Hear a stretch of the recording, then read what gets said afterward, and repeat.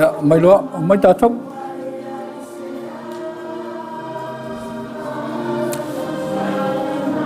Ua whetalai mai lo tātou tua. O le alii o lo leo mamoe o ia. I le isa mea o te mativai. Na te awea au le mea o ia i le wau mua o te taoto ai. Na te taitai ia te au i tawhatafa o vai tawhele. Na te whaafoisia mai lo nganga. Na te taitai ia te au iala o le ami o tonu. Ona o lona suafu. O le nei o ai ese na te whaatea ese ina mai i tātou le alofo o ke riso. O le pupua ngā ea, po le atu atu vale, po le sawa, po le onge, po le lava lava, po le pangatia, po le peru. A wā o tātou manu maloa ia i nei mea umalava.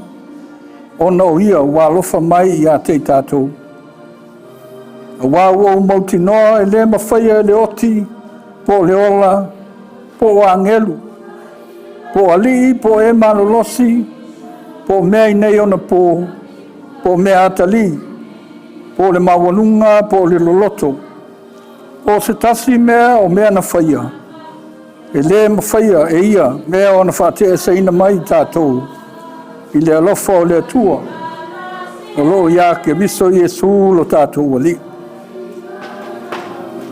Amuia e woti o e woti i le li. Wa e muli atu fo i a lātou ngā luenga ia i lātou. Wa e le se tasi e ola mo ia lava. E lei fo se tasi e oti mo ia. Wa pe ola, pe oti i tātou. O tangata lava o le atua i tātou. Tātou husu whātasi. Ia le peste le inua, la moli mai, ia tātou wau alofa o ie, ia mapale. Sauni ia le pese fau o toe tu mai Iesu. Sauni ia le pese. Kamala suin melia. Christian. Mai Iesu. Ua manoi le tunga maue le toe maliwia. Ua moi maue la tona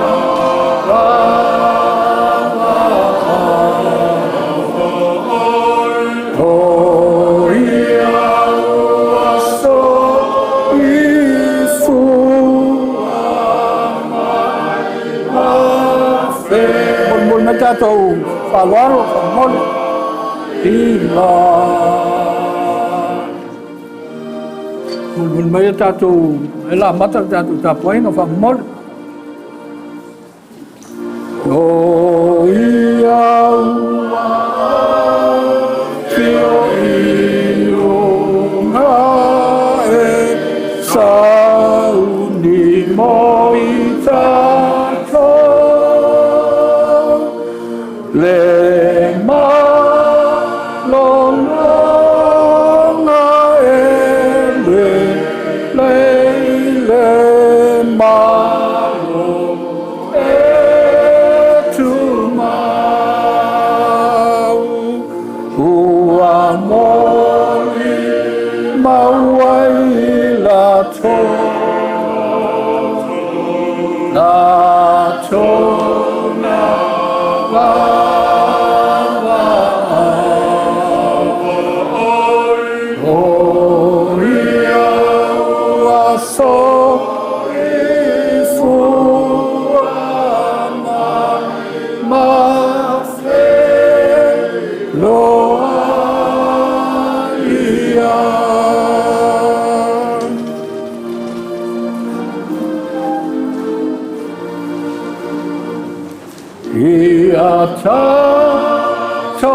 Totally tonu leile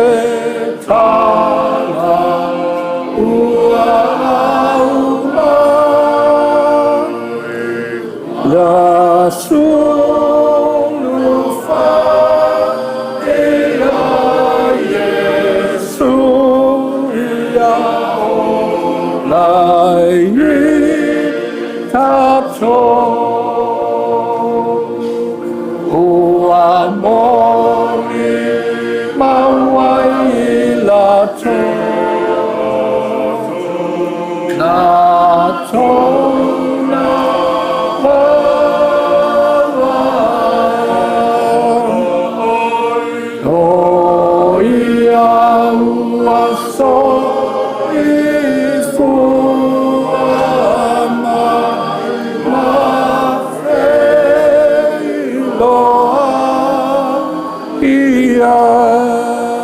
Maltali o amoli mawai la tona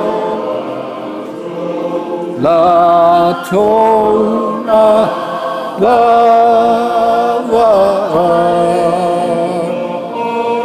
o ia so ifu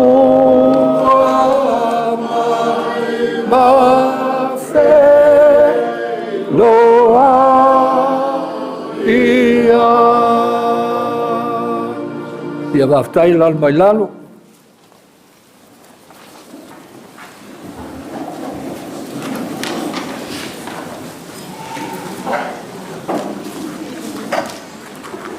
Ia o tu amanga ne Ekalesia, ia moi se foi Ekalesia, e le mwhai na ngalo le tutuina o le moli ngā o ke wiso, e whamanatu mai pēr ia i tātou.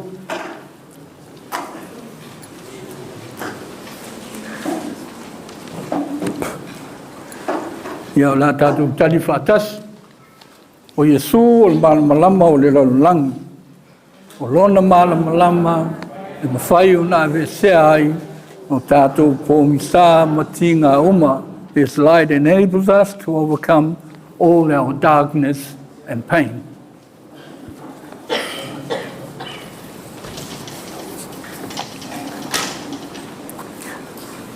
O te avele nei tūlā o te whawheiloa i atuai, i le nganga o le whaaloalo, i a maleava tele, i le mamalo le tātou tāpo enga. I tupu mai e o le atunu o papa ao, i a mau mwhai un tātou whai tāpo inga whatas. E mo mō nā vele whaftai, i a inga na lua. I a e mese le tina i a fotino, me le whanau, i a e pei o nā wala wina e lo tangata whatau waa. I a o te taita ia le sauni nei. I a o sauni nei o masani e tātou, i tūfo i nei atunu e whafo. Te le aina whai le ainga, ia mawhai se aua le ainga. Ia e whaftai i le tina. Ia wāmana ia lo tangata, ia o te taita ia i le tātou sauninga, i le nei awhiafi. Whatalofa atuai, whamase atuai, i le mamalu ma le maawe ese. Tina whanoa noa, whanau, a inga na lua, o le mamalu ma le maawe ese, o le tātou Ekalesia, o wō mai e poto mai. Tātou te mōli mawina se tasi o sauninga, tā ua mōli tātou ta mā, o lea wauna lea tua, ia ua wala wina. Ia o lea lea mata le tātou loto. O le salamo filifilia, e a matai le tātou tāpo inga o salamo iwa sefuru. O mai o lea tātou tāpo iatu i lea tua, lea li ia ua whai oe ma mea mātou te nonofo ai lea tūpulanga ma lea tūpulanga. A o lei whanau o mai maunga, e lei whai a fo i oe le lalolangi ma lea tu lau lau. O lea tua oe mai le wawau, e o i le wha wawau. A wā wa wha i matia i mātou i louto sā.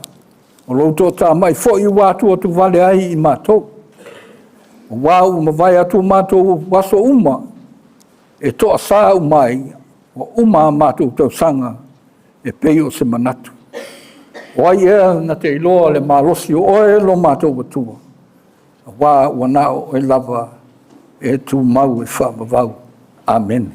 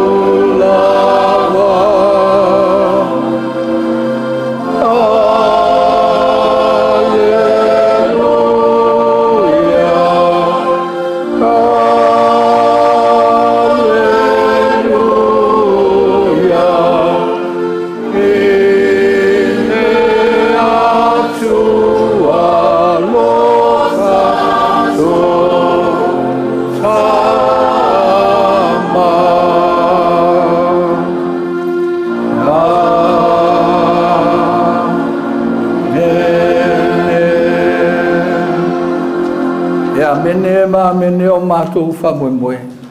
O lo e loto I le mea nei. O na mātou tatalo. A nganga pa ia e whio maia. Le while mu malo mawhana whana. Ia ulu whia umai I mātou. Ia mātou whaia le nei tāpua inga I le moni ma le ato tōlau. Wala ia Yesu la mātou tatalo. Amen. Nā tātou pese I le vingo le tua, sau le vasa o le ola nei, ma ua whaia ina I le whawai vai.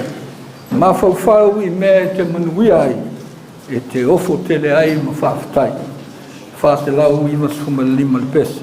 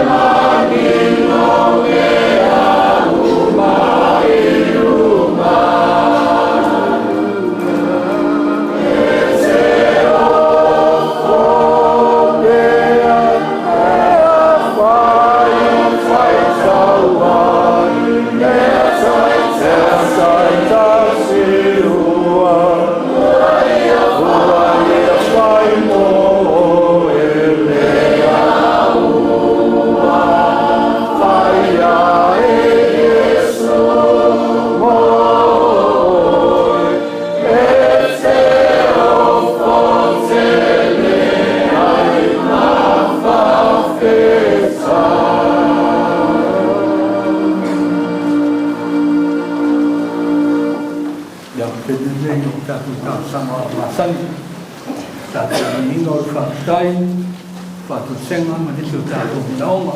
The usual times that we are called for our prayers of praise and thanksgiving, of our confessional prayers, and of some of our intercessory prayers. O lea tātou wifo, o te tālo I le tua. Mātou pepese lava mataulangi o vi inga, I le matautia ma le sili ese o lou lava alofa tū le noa. Le alawa le sou le vasa o awha ingatā matinga te loto I lava ia I mātou. Ua whamalo pule whawhitai le tua, ua mawhai o na whātau nuu, lo mātou whamoe le nei afiafi. E le whawhua veta, ae sa tau pule. Tātou atu mo whaita talo iai lau whanau. Le awanoa o le taimi, iai maise o no whanga. Lea ua whaitau nuu le mātou tapo inga nei. O le mamalu o le vi inga o le whane tanga. Ia tu mau atu lava ia te o e whaavavau, e whaavavau lava a mene. A o le nganga lava o le whaafitai tele, ua mātou poto ai. Ma ye mātou tua se yo se ua upito I titi. Ua mātou o mai I le manatu le loto le nganga e tasi. Mātou te fia sula ina lo walofa ma lo wanga le lei. Ai alo walofa I lo mātou tamā we vala o ma nawa na fia au mga luenga. Whaftai lo mātou o tua, o nau le soifua mau o ma le soifua lau le lei. Mai lava yo mātou tamā matina mātou tua, o tamali I mawhaila aunga, o whale tua matausi o sa o au manga manai a mātou whana uma. Ua mātou o mai le nei tū la, o no le sili este o lou alofa malu la vang le lei. Whaftai I le soifua ma le ola, o lau o ona e peo na mātou mafuta ai, ma mātou o ola whaatasi ai maia I le tele o I tū o le nei ola. Stai lau whaasoa I le malosi I le tino, I le mafau ai maise le ola whaleangang. Whaftai sa mātou mōri mawina, lona whaatino ina ma le ola ina o lo fina ngalo. I pei ona e wala awina, ma e to tofi ai o ia I tofi ese. Mātou whaftai le tua I le tina ma le whanau. O I lātou, sa lātou wala whātasi, ma lango sua I le whamoe o le tamā. E ui na ti ngā ma whaingatā le motu sia o mawhutanga. Ia ua mātou telitonu, o lo maua ia I lātou le loto whawhitai. I mea umalawa sa e whaia, ma e ngā lue ai le soifua o lau o ona. Whawhitai mo a inga, e mese lo lātou wala ma le soifua. Sa whapena o na o mapai atu fo iai le ola o lau ona. Whaftai lo lātou langolango le whasoa. Ia o mai ai le nei tū lau. Nisi ua malanga ma mai. Mātou telitonu. O le anganga e fia mōri mawina. I le anganga o le loto whawhitai. Ona o lau alofa ma lau wanga le nei lau o ona. Whaftai mo lau Ekalesia. No mātou wola whatasi ai ma lau o ona. I le ngā luenga na e tofi ai, tele tofi. O ti ute sa e wala wina I to tonu o lau Ekalesia. O I mātou o au ona I le au ngā pēa umaona mātou whai o se mea. A o lau whasoa ma lau pule I lau au ona. E o whamalo o whawhitai tele. Mātou whawhitai a te o e le anoa I o lau alofa. E le mawhaitau nia, e le lava I nia mātou tala. E le lava lo mātou wola. E whawhitai ai lo alofa ma lo wang le lei. Ia e pitai. O mātou telitonu lava. O mātou loto o tū whatasi. Ne ai ase mea o mātou wonge pe mātou te mātitiva ai. O maana e whatatia o mātou wola. Tau lava I na mātou sa ili. Na mātou wole atu, ma tui atu. Ona whapena lea, ona ea lofa ma fua I mo I mātou. O la mātou te talo le nā. Fua I mailo mawhana. Fua I mailo walofa, fua I mailo file mu. I loto le tina ma le whanau o I mātou umalawa ua poto. Ina ia mātou manatua lo walofa ma lo wang li le I lau o ona whātasia i mātou. O le whawhetei sili, ona o lo walofa tu ile noa, e ala ia Iesu Keriso, o lo walo o malu mātou whaola. O le na e awina mai ia i mātou. Whaola i nai le lolo langi i mātou. Whawhetei ana ngā luenga o whavenga o a o onga, sili o na mātou whawhetei. I loana soifua, e ala i le maliu ma le toe whaatuina mai i le oti. O manino, ma mālamala mai o mātou roto. E leo le tunga maulo mātou i unga. A o le ola whaavavau whaatasi moe. Whamangalo mātou se, te leo mātou whale tonu.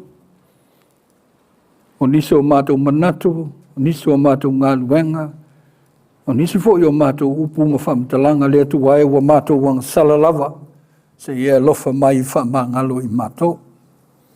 A vea le toto tā ua o Keriso, o lona soifua pa ia la walea. E whaalanumia ma whaamamai nai i mātou. A o la mātou te talo e whaia pēr. Se ia lofa whaamanuia i mātou. Tō fuale tangata mauna ma na o ana te talo. E na o oe le tua e te sila fia mea umalava. E o a ia i mātou, sili lo i lo i mātou. Nai ia i mātou lava. Mātou te talo se ia e whai loa ala o lo whina ngalo. Me manui ai i mātou, e whamamao ma ve se i mātou. Iala e mātou te whano mā whai nai. Whamanuia lau whanau tāpua i le nei a fiafi. Mātou o mai lava, wai sila fia o mātou whamoi moi. Au la mātou te talo, mailo mawhana whana. Mailo file mō le tina ma le whanau whavavau. O ainga na lua, o wō mau mea mai o i mātou uma o lau Ekalesia. Se ia e whātumu i mātou i le mana o lo file mua nganga pa iai. Ona mātou te talo lea mō manuia, mō i mātou ainga. O a tau i vinga, o ati na e o tau mawhainga, o whenga iai i mātou umalava. E nā o e maua e mautu mātou o toa ai o mātou whamoi moe. Ia whasoa ni mai le mātou tāpua inga o whaia. Nei wai sila fia o mātou whamoi moe. Mātou te whasoa, ma tō mānatu, i le soifua o lau o una. Ai alo mātou tau tino ma le mautinoa, o e lava nei au mai le ola o e fo i te toe avi. Anga le lei, a mātou pepese i au vi inga whasoa ni mōlo mātou wola tāpua. A mātou whaitawina au a fionga, whasoa mai oi. E vai lava au au ona. E mātou te malo losi i nau a whaatasi le mana o lau a fio mō i mātou. So soani i e o le a mōli mau matutu lai. Ia whaatumo i loo manganga. Au a lava i mātou. A o le vi inga o lau lava a fio. Ia whaatasi maia. Te le nisi o mātou whaamoe moe. E tu saima tāpenanga. E tu watu i a te oi. Au a manu matau no mea uma. Ia mawai lava se vi inga o lau fio. Te le nisi a mātou te talo wale mwhai o na wha leo. Au mātou te talo nei mea whatasi. E ala i sua whapele o Iesu Keriso lo mātou wali i mo lo mātou whaola. Amen. O le whaitawina o le whiongpa i a le tua.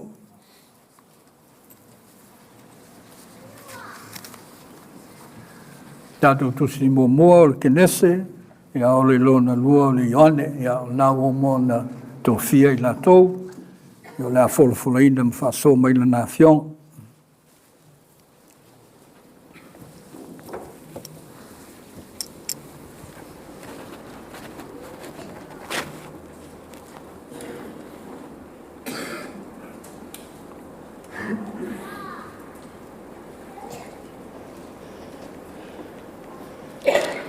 O le whaitawina o le tuspaia. Kenese mtaupu tolu whaipu mo se o le ongo. Ua sili le ata mai o le ngata. Manu uma o le vau na whaia le ali i le atua. Ua whai mai ai o ia i le whawhine.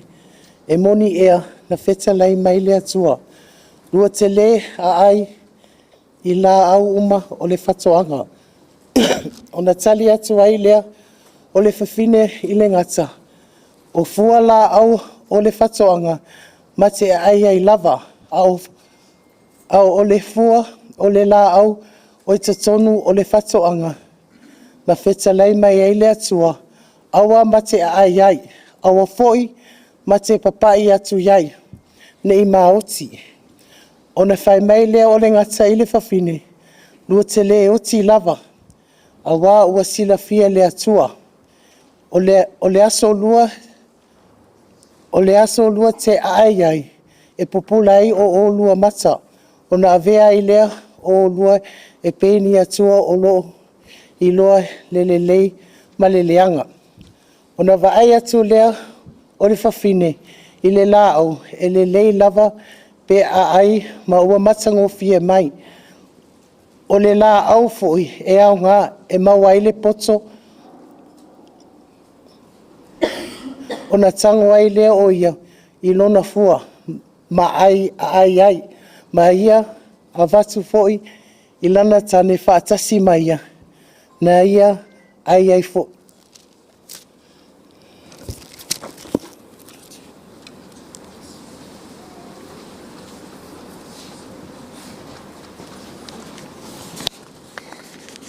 Ai tusi lana loa mai Ioane sefulu tasi. Whai upo e lo sefulu ma le, se o le lo sefulu ma le fitu.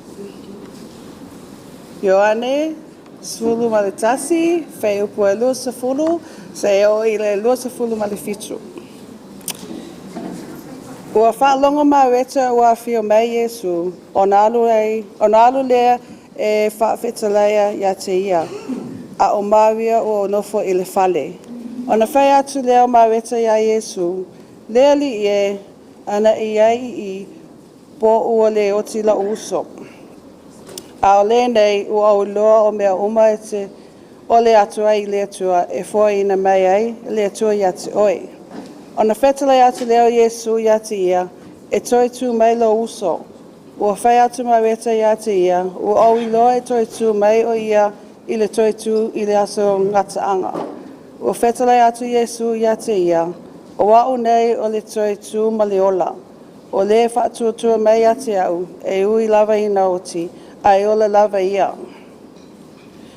O tangata o la uma, o e whaatuatua mai a te au, e le oti lava e o i le whaavavau. Po ua e tali tonu mai ea i le nā mea.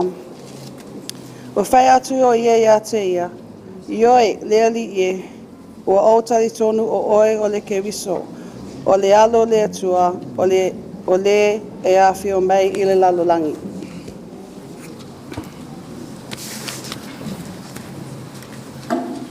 Ia whapalo whaftai, ai la ua na whaitongina pe na fulfulaina le whionga le atua. O le tātou vivi i le tua, i le pese lima sa matasi, ia tia ia le fefe, so ia le whawaiwai, ua si le fia lo tangi, e le lofa mai.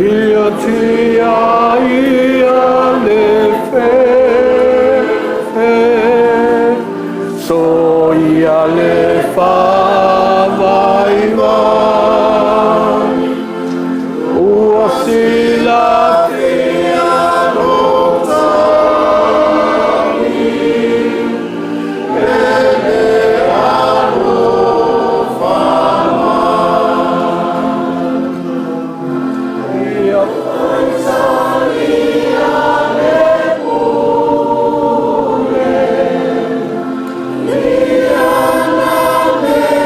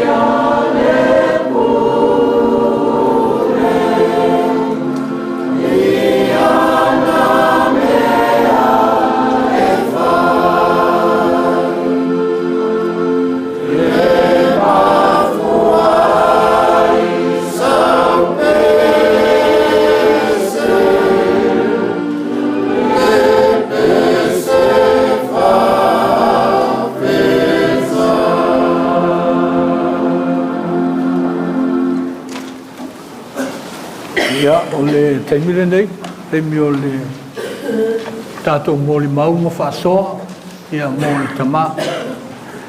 Sa u whai leo wainga le sa whai le tātou pokalame, e wha mata tele, e lunga le upulai, e pito i tamatau, o le mō Fonoti, ai leo le mō mi, tātou a o le whai me whapea. Ia e tuu i Fonoti, ai whai ana tangata ia, e whapea nā loa i ono musu atu lea, ia walawa nā e alu i lalu.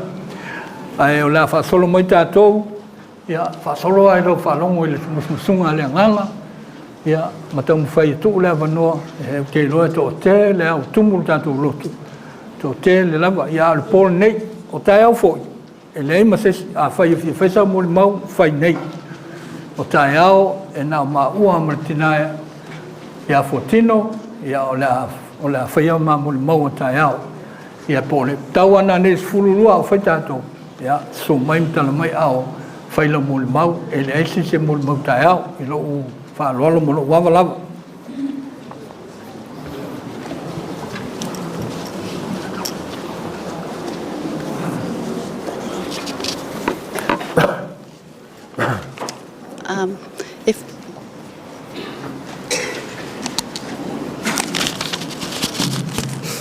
Alo Swafa of Fiona.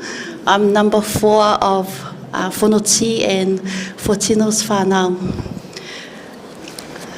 Loa ngā ngai, ia whaamanu atu le alii, o mea umafoi o i tatonu ia te au, ia whaamanu atu I lona swafa pa ia.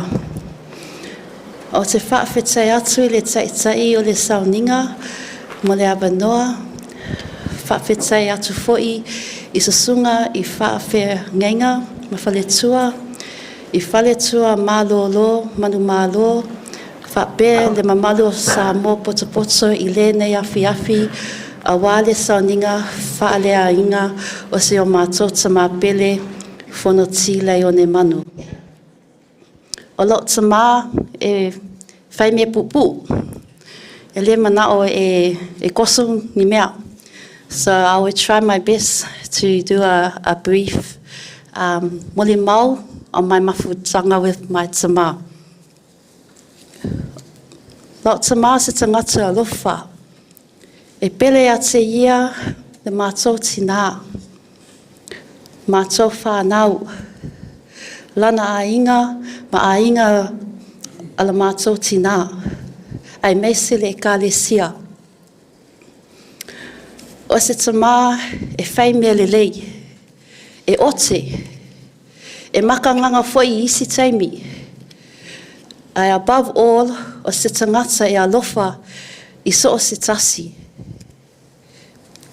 In the last few weeks, months before Dad died, he'll say to me, Ona, alofa lo ainga ma ale ainga mam. When he was emotional, he will say to me, Ona, o te alu maave oi. I said, okay, Dad. And e koe whai mea malesi kala. Ona, e le eise tangata e alofa I atu oi po au. And I said, I know, Dad. My dad was a godly man. He was faithful, he was strong, he was loving, he was humble and compassionate. My dad stood by me when I made wrong decisions in my life. He held my hand and he picked me up and stood by me and never let me down. I have so many memories of my dad, 50 years worth of memories. And so we are blessed, me and my siblings, and I give thanks to our Father God for all that. Alala umala o molimau. But my last whawhikai is to my little brother, Ben. Ben, since Dad was sick in 2008, he was the one who looked after Dad. He was the one that gave up his working life, and he kosi Dad all the way up until now. Every appointment, every specialist, Ben was there. We were there too. But Ben, I believe without your loving and your commitment and your loyalty to our dad, he may not have been with us as long. And so I thank you, my little brother. You know, I always say to you, your work is harder than any of us that we're doing at our own work. I come home and sometimes it's not easy. Dad is mentally and physically tiring, you know, on us, but especially Ben. So I'm really grateful to you, Ben. I love you, Dad. And until that glorious day when Jesus returns, I'll see you again. Ia manuelo malanga.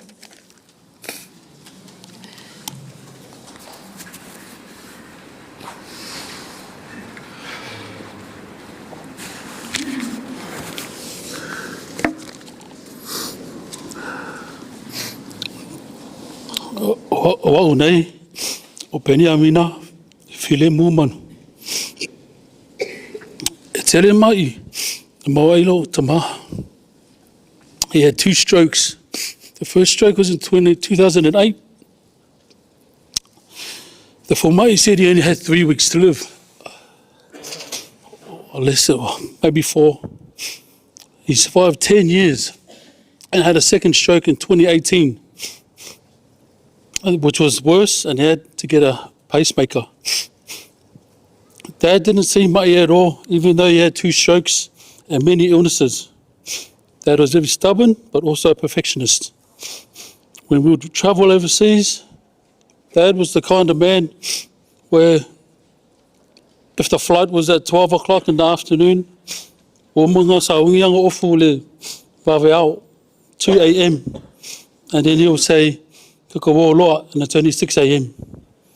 But that was the way Dad was. He was very precise, very funny. If you know my father, he was a very funny man. The way he used to talk to people, I used to observe. He would okay you one time and then switch it and then make you laugh. It was like that was his way of his expression, you know. He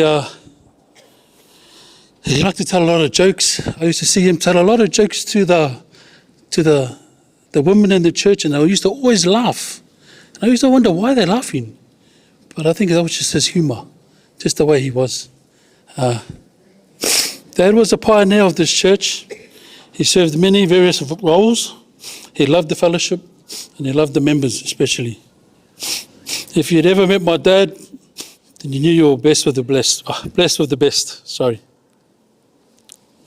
I was blessed to be carer for Dad for almost 20 years. And I have so many cherished memories, moments. Driving Dad to his appointments, we'd always tell the doctors, I'm okay, I'm fine. I'm all right. So that we would finish early and then we would go and eat a kebab or eat McDonald's straight after. Dad sometimes never used to listen to me a lot of the times because I used to tell him, Dad, too much sugar. Dad, I will eat meal out. But Dad, if you fear a meal, Samoan food, if you eat whalifokalo, if you eat boy masima, his favourite was ulupua'a. But that was the way Dad was. And as a carer, I wanted to make Dad happy. So whatever Dad wanted, I'd buy for him. I'd give him anything he wants. Tell me Dad would whangoia Mum. Mum, where Mum? I used to say to Dad, I will keep a pole here, Mum. Mum will be fine. Mum might be playing a little bit of piano somewhere just to have a break. But don't worry, I'm here. The last words Dad said to me was, son, mo le lava. I looked into his eyes and I knew he had lived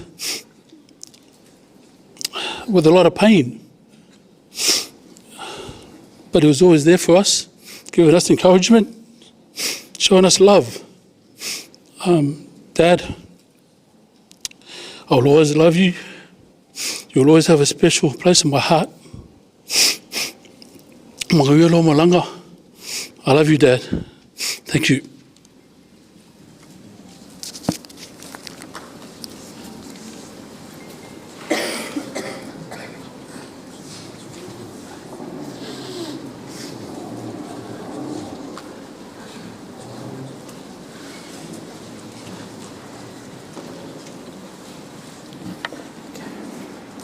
Yeah, my name is Sulia. I'm the third youngest of our siblings. I'll put on the mic now. Yeah, hello? Okay. Ele umisa tala tama, but if anything, mama fukanga malokama. When I was little, very strict. Being the youngest, I can't do anything unless I get my dad's okay. We all got hidings from our dads and mums over the years, but with my dad, it was hard. If you know my dad was very strict. But as we got older, and now that I'm older, and in the last few years with my dad, we became closer. Over time, and many times, when I'm sitting with Dad at the hospital, we talk about family, we talk about like a bee, he loves his All Blacks, Manu Samoan, he likes any sport. But my dad will talk about anything and everything very random. You know, it's hard these last few days because you don't hear his voice anymore. Before, when you heard my dad's voice, I would be like, Dad, call someone else. But now I miss it. I miss hearing my dad's voice. I miss caring for him. But I know in my heart that I've done the best I can with my siblings to give Dad the best last few years. So to end it all, I just want to say to Dad, Dad, umaka sifi. Lela suilo sifi ya Mum. But don't worry, we'll look after her. I'll go take her to play more piano. Hope you look down on us and wish us luck. But it's not goodbye, it's see you later. Lafaku, Dad.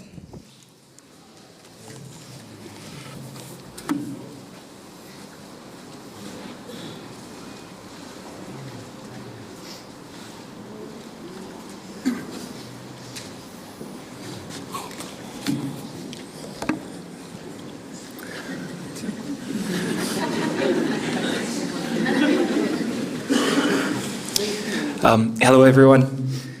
My name is Laione, and I am the eldest grandson. I'm standing here with my sister Sale and my soon-to-be younger brother Solomon. I want to thank you all today, as it's truly special to see you all. Here together as we celebrate my grandfather's glorious life. If I were to talk about first experiences or convey my earliest thoughts of my grandfather, the words strength, pride, and protector come to mind. That's right, Grandpa was a stern figure, especially scary on Sundays when he would tell me to get ready for church, turn off the TV at 2 p.m. so we can all rest, and when it came to passing the entire gravy tub from the family feast at KFC. I hope that, as his namesake, I can inherit all the gravy moving forward. Now, I loved my grandfather so much so that as a child, I tried to grab his hand without realizing he was holding his favorite well-lit item. And because of this, it resulted in a little burn mark scar that I have forever had on my hand. Now, I love this mark, I love this scar. And every time I look down at it, I can always remember that my grandfather burnt me with a cigarette. But in all seriousness, my grandfather showed me so much support throughout my entire life as a baby, a young child, teenager, and even into my adulthood. There were moments where he would take me to school, he would drive me and buy me my favourite chicken chippies and ensure that I made it safely, and always treated me to any type of junk food and takeaway that I wanted. He would often come to my rugby games to support me, which I really loved. You couldn't miss him, he was very tall. And one well-known trait about my grandfather is he always wore a jacket. He loved his jackets. And because he loved his jackets, I loved his jackets too. So it became a thing where every now and then I would go and visit, and I'd be like, hello, Nana, hi, Grandpa, go straight into that hallway and then start filtering through the jackets to figure out what I wanted to wear that night.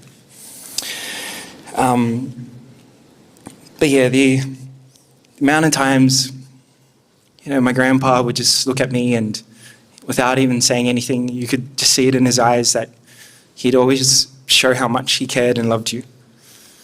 He was a man of many words, but I feel like through the silence is when Grandpa was most powerful.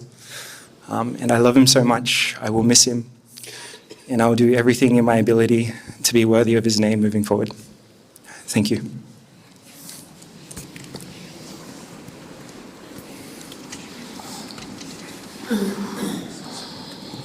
Hello everyone.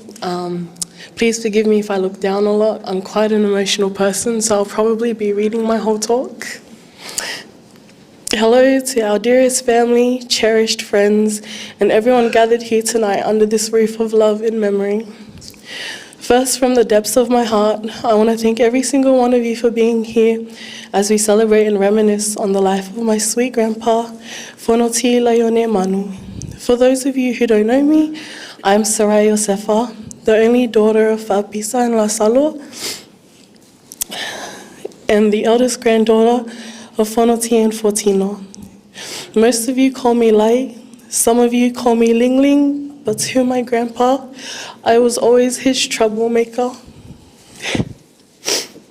I don't know when, nor do I know why he started to call me that, but I'd like to tell myself that it's because he was a troublemaker too, and saw his cheeky personality seep into me over time.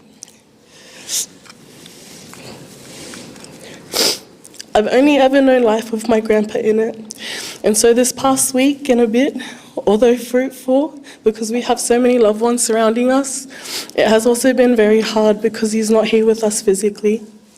As we press on with faith and learn how to navigate life without you, Earthside Grandpa, I'll always carry you in my heart and know that you're watching over us along with our other loved ones past. Thank you for giving me a treasure trove of memories.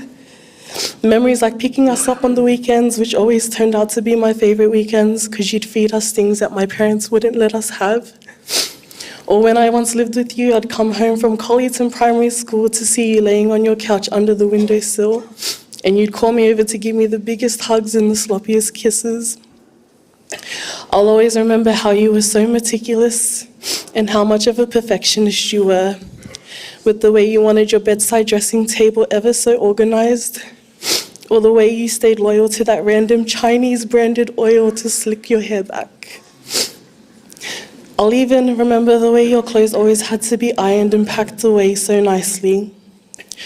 Although I have a lifetime of memories to hold, I now also have a lifetime of things that I'll miss about you.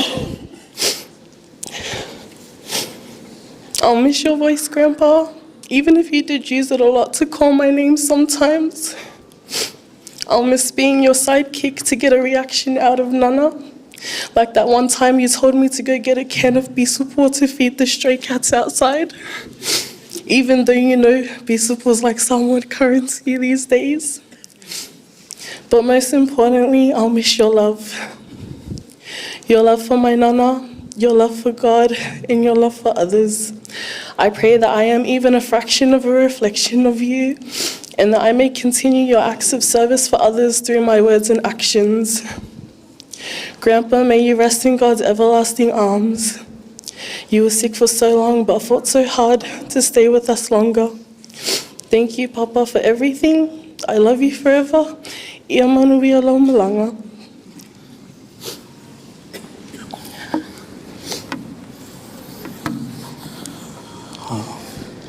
Hello everyone, I'm Solomona Jordan Yosefa, the youngest of these siblings. I'm not the smartest, I didn't write anything like these two. I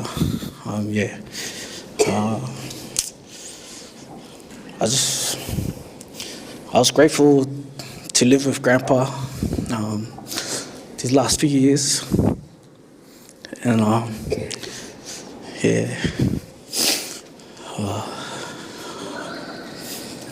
just gonna miss seeing him sitting in his couch, always calling for teas, making me ipuki. I made so many for him. I used to watch the rugby with him every weekend. Sorry, I didn't prepare. One thing I'm grateful for Grandpa was his height, because, sorry Nana, you're a bit short. But yeah, I'm gonna love and miss Grandpa. Yeah, thank you.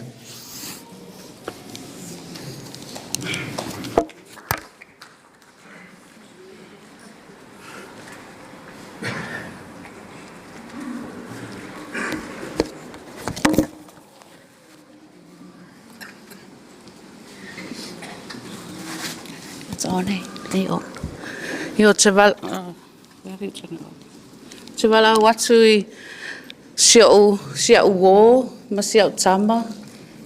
Se o mai luma se whaila mātou mōli māpu.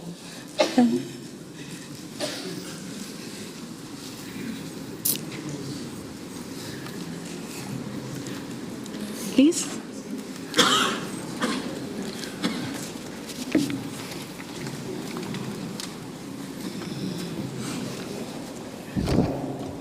Ua e tau le tau o le lei, ua I uia te o le tau sinionga. Ua o ta ofi le whaatua, a mu ia e wōti, o e wōti o le alii. O te whaatalo whaatu, tai tai le Sauniga, whaatalo whaatu fo le Ekalesia e pele si o mātou te mā, ma le malu, ma le au fia ua fio mai le nei afi. E mole mauina le family service, tia mātou ta mā, ia Fonoti Laione Manu. Pe ona o tō sila le polo kalamba le o au. E lei titi lava le whānau o le toiina. O lo unoa o Rosita. O si o tō alua o Saolostonga. Ma si o tama ia Liz o Sao Ainga. O te fia moli mau I le alofa maleanga le lei o toiina. Ia te au. Ai message o mātou tina. Na malanga atu le toiina I Samoa, pe o le tasiiva I Vatolu. E la atu le toiina, lua tau sanga talu o na maliu le mātou tina. Ai o au o le ulu matua o le whanau. Paufu le o le teine o le whanau. Liana to e sau ele to ina I Australia nei. Alu atu e loa au mai au te siva I vaono. Ma avea ai ma ona fine lai titi. Ta mato ma futu ma si mato te maa. Ai ele te mena no o alu ese mai ai ma le to ina ma le lo matua. O te fia moli maula ina wo to e fo I mai le luafe luas fulfa. O te whaftai e le alii. I lona alofa malona anga le lei. Sa auto e fo I mai to ina ma le lo matua. O lo maua pe lona so I fua ma lolo ina e ina maua I ma il tino. Ai sala ngona lava. Nona fia. Ina ua to e fo I mai ia te ia ma lo matua. Ai misil whanau. O le vi inga la e fo I le alii. I lona alofa malonga ana le lei. Umawhai ona to e maua e au ma le tama. Le mafutanga. I nei tau sanga e tasi manai masina. Whawhetai te le dad. I lo alofa malowanga le ia te au malowa inga. Te mi mātou te asia tuai. Ia te oe le fale mai. E ba e lava o winga, fia, ma lenga langona, fia, e ba e mai a mātou. Whaftai, whamanuianga, ma mea uma, wā laiona o mauale manuia, I te tono le ni atunu, ai mise atunu usa o whiad wai. Mom, thank you for everything. Ilo walo whamalawanga le a te au malo to olua mala whanau. Ai mise na I o uso tuangane ma whanau. Thank you, Ben. You have done so much looking after Dad. Ele ya te au ni manuia, wana ole li e watu manuia, ile sa tau si wha maoni le tātou tamā. Ia e, ina ia umi teimi, e se I whaile moni mau o se o to alua. E pupuuma sa se te minima mafuta I male. Tamā, ai sa uwa ai ai o se tamā ia lofa. E matautia lona lofa. A mato mai e yasi le whale maa. Na whailole o le talo mea ai. Ai toi titi a pe o le talo lotu. A o upu ia na au mai lo loto ma lo mawhau e whaapea. Lea tuai whaafetai lo a lofa. E pei o tumutumu maunga. Ua lava le e tau mai ai ata o se tamā e a lofa. I le a inga ai maise o lana whanau. O le salamo e iwa sulma le lua o le whai upe sulma le lua e whapea e tupu o la ola le tangata e pei o le pama e tupu tele e pei o le a rasi le panona e lua la au ia o te fia moni mau ai le tamalia ma lana tau tua I to tono le a ingalanga o lewa no whalonga o le pama e ola I Israelu koe mai o le tamau a inga leo Israelu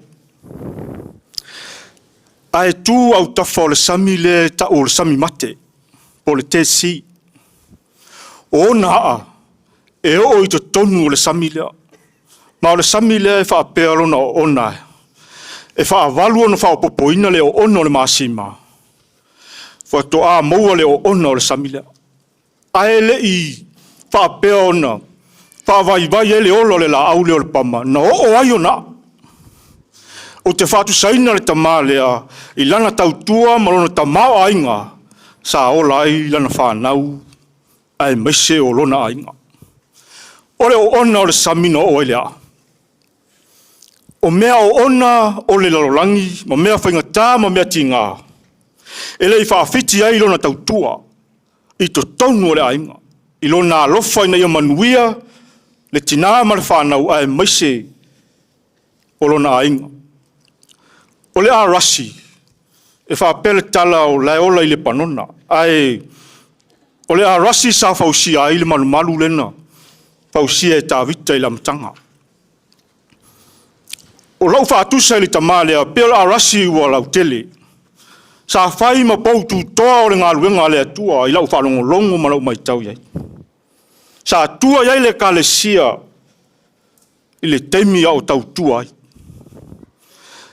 Whai mele tala tāwita I naua, tau mai o maliu ia. Saulo marana atali o nā tana I le teimiatasi. Mai e ua mali liu toa. Ua mau ai au penga o le taua. Talo sia ia. Umau se toa e tūlai me se toa e tau sia le ainga. Me se o le tau tua wha au I le Ekalesia. Manuia lo malanga tat. Ono Yesu whaftai.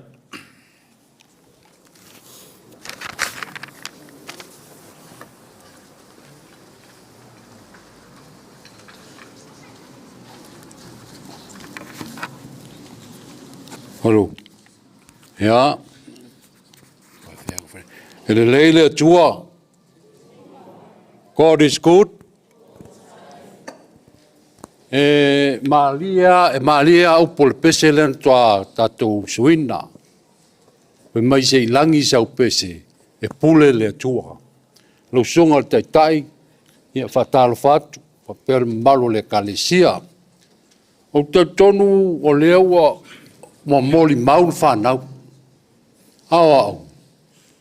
O le tama le tua fa fine o le to ina.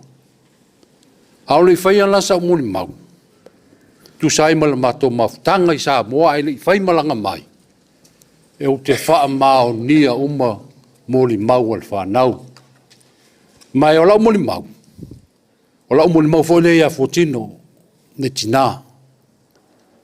Ilo mato ola ola i vavau. Lotu whanga. I manisi e leo maua le nai tuol matale i pata. O se a inga poronga. Ai pita i ane ua mato wola ifo. Ma mai tau wina e lo tangata. Le i peo fo tino ma to whai a manu po le whionga a Fonoti. Pio la uia sa mato wa vai ai. E monia o le tuangane o lo tina. Ai au vai ai, o se uso ia tea. Wa lewa toi titi valu se folu, a lewa o fitu se folu maltasi. Lona winga, e whapenal matou so tau au, ai sa wafo ia matou la iti.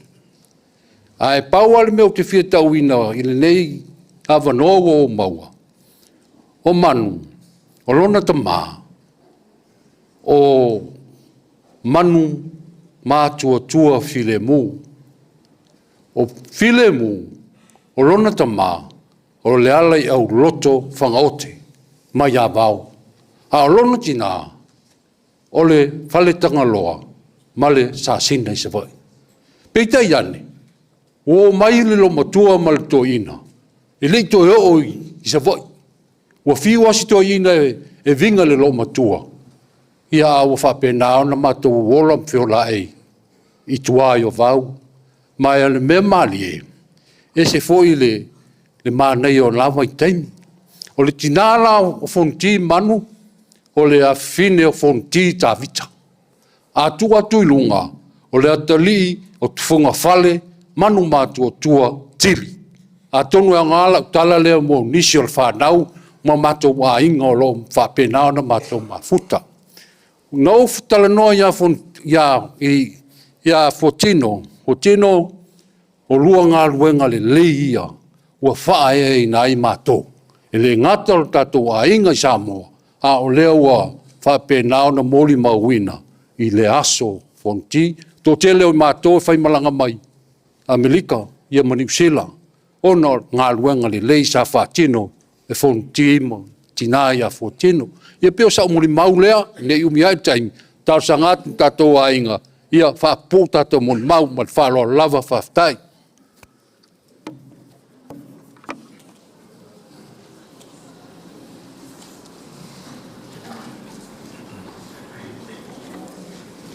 Hello. Thank you everyone for coming today. Lo'o ngua o Moli. I am the third eldest in our family.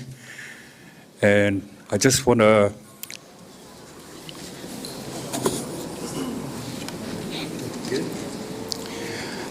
just share a small moment with Dad before he passed away with me. I'm living overseas now for 10 years, and I try to come home to see Mom and Dad. And every time I come, Dad always says to me, "Oh, fellow whangau, how come you don't come with your kids?" And I always say to him, "Thank God, Dad, I'll try next time." Yeah, there's no next time now. Too late out. I'm so sorry, Dad. Pawa le mea, le alalo whaku lo whangau, malo ko lua lei o Israel bia oi, Lani, Batali, Mamaiko. And for me, a little se ko wha. There's no goodbye for me from you. So, Kaya, I'll see you tomorrow. And then, I'll go for you all the I will also take you with me wherever I go.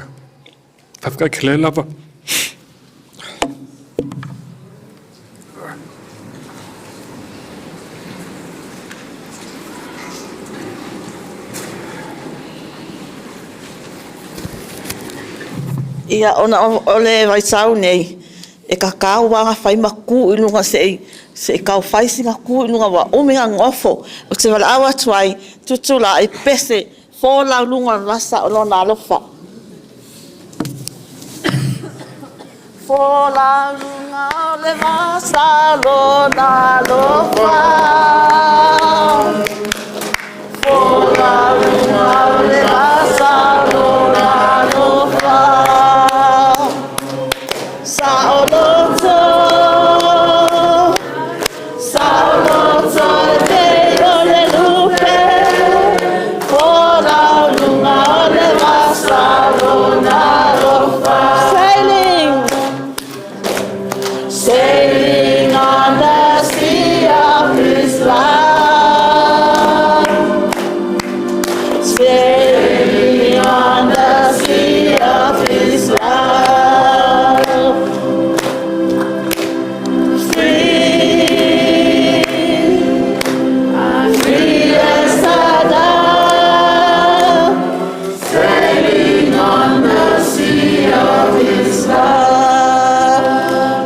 Alana mai lalo, whaafitai lava. Ia, avea ia nei awa noa e whaatalofa, whaafelo ai atu, I lausunga, I le taitai o tātou Sauniga. Ia, malo awaa, leo ke vai ako ne se awaa. Ia,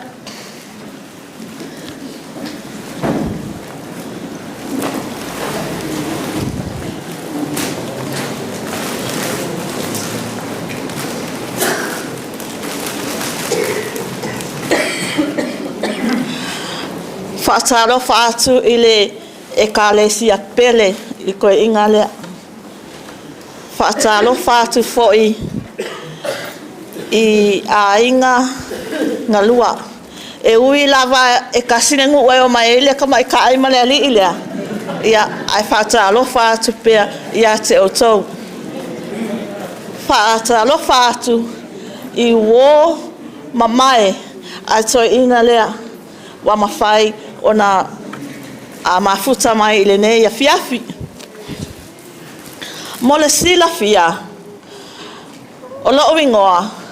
O lua faltele, whaiva, ala e lua. O te sau mai New Zealand. O au, o le uso, o tamaitai lea. Sa tausia li. Pe sa kinga inga whaiwhea wala inga lea.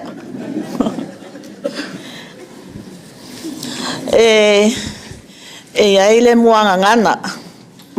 E aile muanga ngana I whaiva ngatai whale whapea.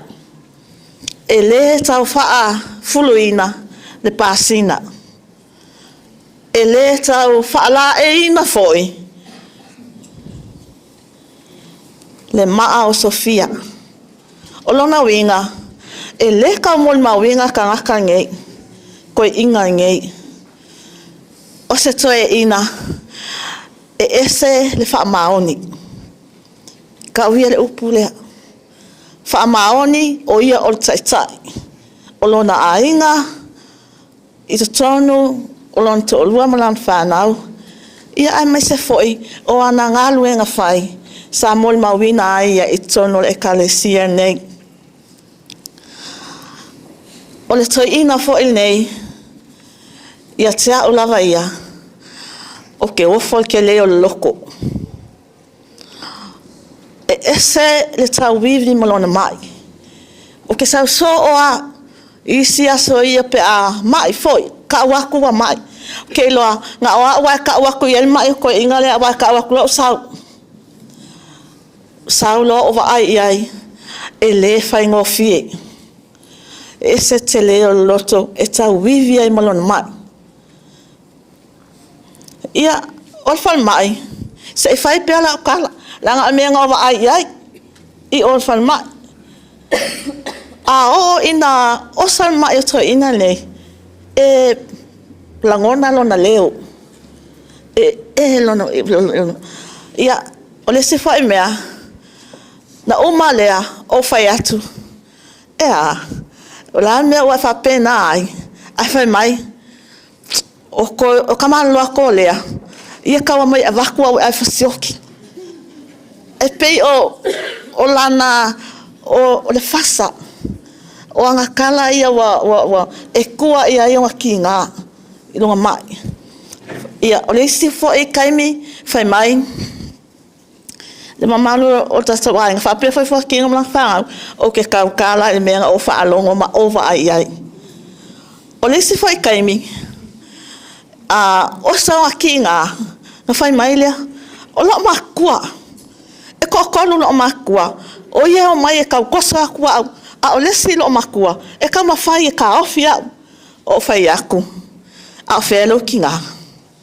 E lei loa po lo ki ngā e kau mawhai e ka ofi oe. A o isi lo makua e o mai kau ave oe. Ia. Le maali e i o ngā mai. Ia na malamalama le leo la mafau. Ia matoto e. Matara noa fai misiana whanau. Ia. O fuakingo. Fuatino o isi taimi. Fa mai fuakingo. E ese a mai o koe inga. Ko e a mai. Kele loa pa me fa apea ai. Pe ye se mea. Pe ye o le mafau fuatino. Mi koe inga mai fo inga e lua luangia. Ia o fuakula. Sis le ai. E alang whapea koe inga ngei. O ngā ki ngā. E oi o ngā ki ngā. Wa whainka kale ia o ki ngā. I lunga mai. Wa umi whainga whaingai mai mai. Ia. Ngā ka mai aile i. O koe inga ngei. E ese le alofa i loko o lua. Ia o te loa sila fia. O te la mai se Ekalesia nei. Ia. O le o te o lua. O le whai whiau, o le o ngā lua i tono o le metisi i konwhanisi a New Zealand. E o mai kaimi, sa kau malo alo mua le si kaimi. Wa lewa ngā mafia malo alo, a olong whaalewe lavi, e koe a ami mai maa ua e si oki whai whiau. O mea ngā leo whaawa ua ia. Wa o saula, e mo moli mai lana whaftai i a fuatino. E lo koe la ngonga mai fonki. Whaftai ia fuatino masiana whanau. Wa o lea mata iloa. Iloa fo e mato a inga. O whea e sifi i ai maua. E wa ai mai lava o atu. A e le whatanga o atu. E o atu lava e o atu ma le loto atoa. E whai fo e se mea. Po o se ngā luenga. E whai fia. Ina ia vi ia ai le li. O lea lau o sawai o te mōni maama whaftai i le toi ina nei. Fonti, ia o le o te iloa, so se taimi a te lua mafutai ma whaiva, e te leta ua la o te olua o se whaifi au, ai te tau o la wou.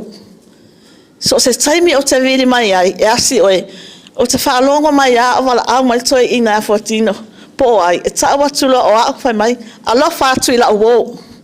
Ia o lo o a lofa mai fo i la wou i ati oe. A malanga atu vaenga le i New Zealand. O le tele o aso e malanga atu ai. E toi fo i mai a fonti i le a inga o fuatino. A le o lato a inga. E fia ia koko e mai vaenga i o rutama. E se tau sa fia. E tala noa fia ia. O mea fo i le pele e koe inga le ia mako. Pele mako a inga ia fonki. E ele se taimi na fai ele matau whalawe lawe. Ia, ai whaile tala al matau, le stoi ina al matau a inga ia fonti. Se fonki, wa e sawe ako whaamalu. Wa whaamalu ia le kawalunga o le whale o le a inga ngei. O le winga o lana tala. O ta penanga fonti mrana whanau. Whaalale, whaau le ia tili ai. Ia se wha moe o le o ta pena e tono al matau a inga. Whaaftai tele lava fonti. Whaaftai i mea lava sa e whaia. Wa malo, wa malie o. Malie o le loto la uo. I mea sa e whaia. Wa inu malie ai o ia. Ia o sao moni mau o te loala to te le o tona fia moni mau. Ala o se au moni mau lea i le whaamaoni. I luma tatou afiafi. Ia manuia la sunga tai. Ia manuia fo i lo awa. Ia manuia fo tino ma whanau. Whaaftai tele lava ia te o tō whanau fo tino. Amu ia o tō. amu ia o tō wai ule ola o tō tamā, palu lava matausi o tō lima. Anga lele atua a lofa lo matua lea, a lofa whaalele o tina, a tō manatu wai o ke alu maave. Ia, o fia alu maave si o uso sa ima mafuta, wala mafu i tō mafutanga. Ia o le mon maulea, anga lele atua, manuia la malanga, a tamako lea, anga lele atua lea fiafi wa tailava.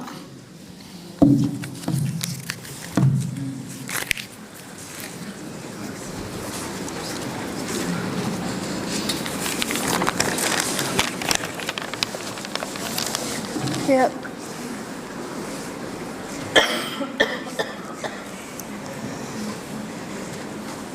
O a o nei le tu atu, sorry. O a o le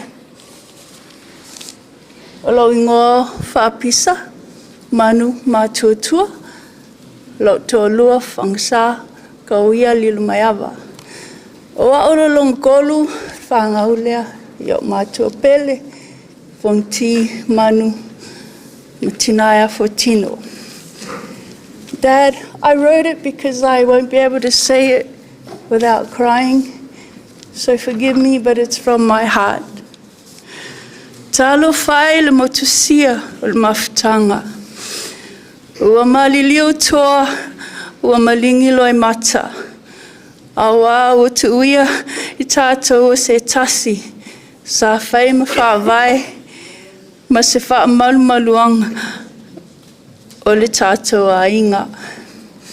O lau tautua ma lau alofa, o le ale ma vai I o mātou loto.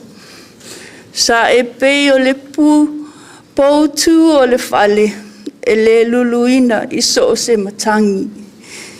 O lau loto fesoso ani, ma le anga malu sa vea mataiala, mo I mātou uma. Sa e a oina I mātou, I le tatalo, le ngaluenga mālosi, ma le whamaoni I le atua. E ui ina ua, mutalo mā nawa I le nei lalolangi. Ai o ngaluenga le lei, o le ale o ngaluenga le lei, o le a whaamana tuaina pea. Mātou te whawhetai le atua, mo le mea alofa o lo wola. Ia talia oe le alii, I lona mālo whaasitili ese. Ia moe I le file mu, ma le manuia. I love you, Dad, forever and always, till we meet again in that glorious day. I love you.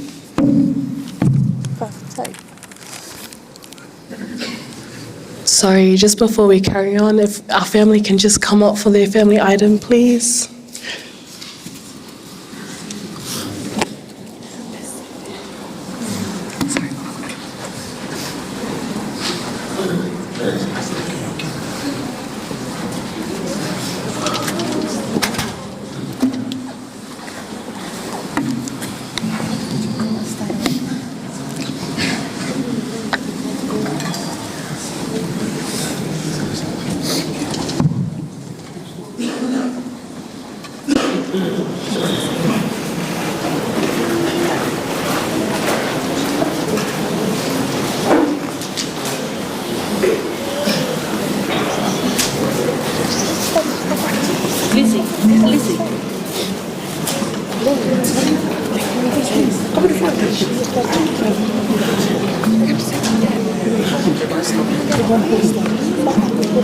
Oh yeah, we're seeing there because they're more.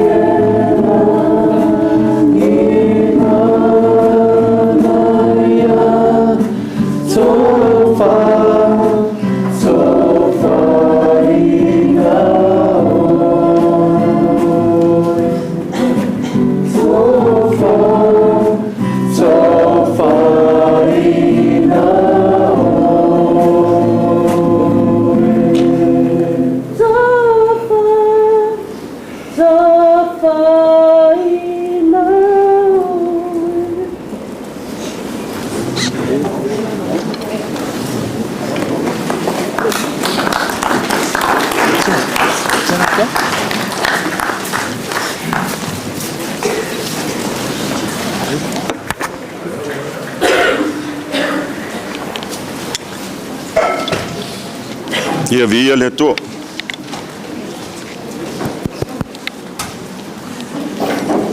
Praise the Lord, hallelujah. Kim ngaku o lea ua mai a pai o whangoa lea whiwhi. Ni mau kaimi. Lea la lengo wawe ku mai e lunga. Ai o se on mau ngia whiawhi. Ka lofa kai o Sauniga Faaleaiga man mamalu o le Ekalesia. Skaimi ia moku so wangkongu. Sko wangkongu. La whangasa on malama ma Lidcombe le ifia mainga e pe o leo. O au le akari o leo so le ko inga lea. O kitkiro mai la. Ma wa on ma ko fa kamale I. Ia le la wo ku mai lunga se faise mo le mau. O lo ngo file mu kenera le kama. Ia leo ke ngel fai o manu o ngal fai o anga o rifo yai. Asa vai kama mai la o le siro makua le. Usa ka wa ko finga lo kama. E kele aku lo la malama I le melenga vai kama mai ia. Ilo I makongu I vavau. Ia o ka sengi ama ka ngaka le ainga mongi. Le sa o yai. E kele la foi la inga o le iloa ka ngaka le makongu I vavau. Au ka ngaka o mākou ainga mongi ia mangisi foi o le pui ainga. Ia o le ala ngā e le ikele la se mafukanga marko inga lea. A inga o la usau ngai au skadi, au ke whaalongo le ingoa. Au ke le mafuka le iai. Le ala usau ro ngai au skadi au whaalongo lo iai. Ia usau lo as. A sa whaalongo ko inga kele sa wa. Kele le oke. Ai o aka la mo fafikai. O le ala mafukai, au o foi mai ai melea. Mele le oke marfas. O menga nga lengo ko anga mais ka mai kempu pu ale ngo iai. O ke fia mafuka la ko inga ka lea. Langa o ko lo makua foi le sa iai marko inga. O ka ngaka yo si ainga fo.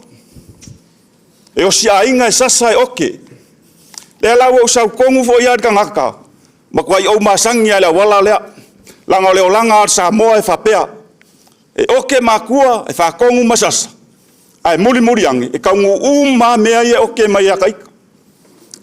Lea la, o fia kua i lunga, se faise moli mau ko inga lea. O ko inga lea, kasi alau ki kilo kai minga o mai ai. Oka. Ska inga loko alofa. Ai ngau mau ar kala. E alanga ika lo le sauso.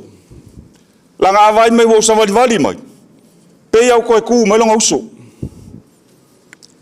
Longa uso lea. Ia ngā vea le mauala o ke sau so o ai longa fale. Se yasi.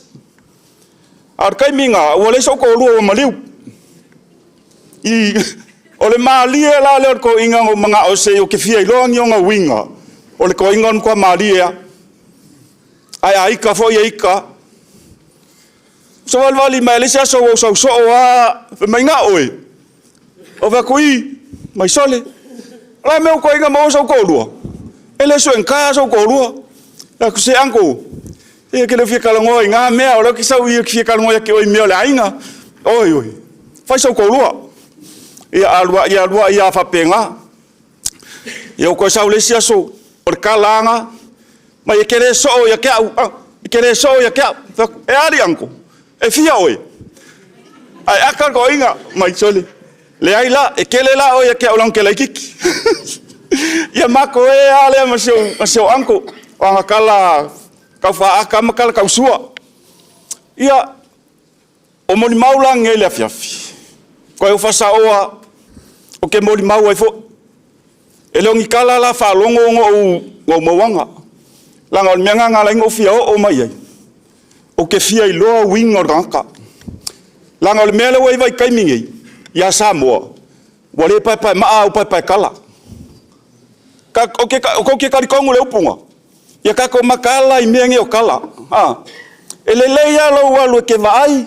Mai sila ia se mea. Ele ngaka i lunga on Facebook. Au a inga o male pelepe ai foi a inga. E o ayuso. Ko fafingi. Ai ke awa ia lo kangaka. Ke fia o ai se o va ai le winga rak. Kala i longo sau o kam fai ngia o kala se o mawanga po anga winga o ka kan ko winga mali e mali ai ka foi ai ka o ke ngia ka o ke ngia sa o maya ai muri ang o se ko ia inga lo kolofa o misia la se o anko o ngole o fai lo ko ru awal ele vai ai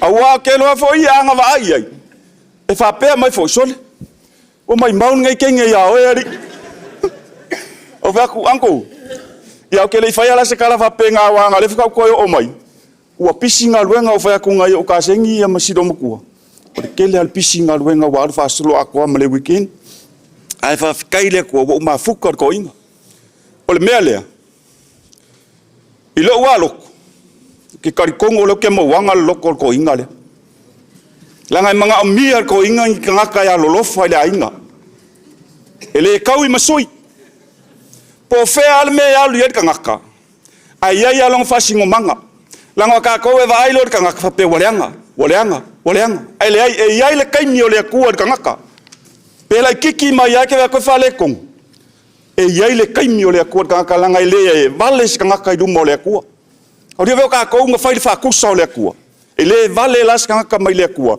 ai onga olanga filifilinga sa roko wale pule ele ku E ia ka ika lan whakongongunga le melea. Wa awhai wale pule le akua le filifilinga kangaka. Ka ke whakongua, ka ke whamalosi a, ke iau sau. Mea langa, ia ke awai, whawhikai le kua. Whawhikai le kua le usoni alo ka maa. Koe au ia lea sa soifua mai. Lea la wadu. E mongi e la le skalangi. Ku se koa, ku rai se koa. A kangaka vai leo ke kilo ye. Nangolo kangaka ele whawalunga i se mea. O ke kilo le levo. Ke kilo ar kangaka lai lunga po lea la uloa se mea po lea la poko. Ke lolo ai lalo. O le manguia e sau mai lalo. Ea e lunga. Langa ka sopolo i lunga. Ia ale vavenga ka mai. E vavenga ka safa solo lea wala. Mea lea. Ka ko ainga ninge ia fiafi. Ia o lea se moni mau ninge kura langa ele ikeles ka ko mafukanga. E fuka ko fafonga mai foi le lo leo. De ai. O kaka nge e fai ainga le ikele ko loko maulalo. Ai ale ka ngolima. Ia o menga kup. Ale o fai ak. Le ai se kanga ka vale lu mo le kua. O e foi la ka ia ka ko ainga ninge vai kau. Ia mau alfa palpale. Mau ale onsa. Anga so fuanga male olanga. Wale pai maa. Au pai kala. Kala nga lo makua. A pisa mai lu mo le wala. Fesili lo makua i kamaiki. Oi le pisa. Mai ia o le sifo ia ai sea ia o suenga kala vo. Fe mai lo makua. Ia ka fefe wale pai maa au pai kala. Ia sa o nga lo makua a. Makua ku ya ka ko. O. Ia le kam fai foi lo kangaka. Ia o mau alava. Fa sa o le la vai kangaka kala ngoe. Ile kangaka ai o le mau lo se kala o fa alili. Pas. Ai le o sa o kala la ka kifaya a. Ele fa pela o fa yaku ako wala wa mo mau le fa ilo kangaka. O le kupu ai. Ia kalu mangingo ai se mea. Ia kalu lele ai se mea o ka ke fa longo fu. Ile se kangaka ma le kupu o se. Ia malaka makale alu ai ko kongo me alo ka inga. Ala manga o mai lo ka inga ka kela. Yo se mo mau pupu le nge kelenga wa le. Fia mo mau nge fia o Yesu amenge.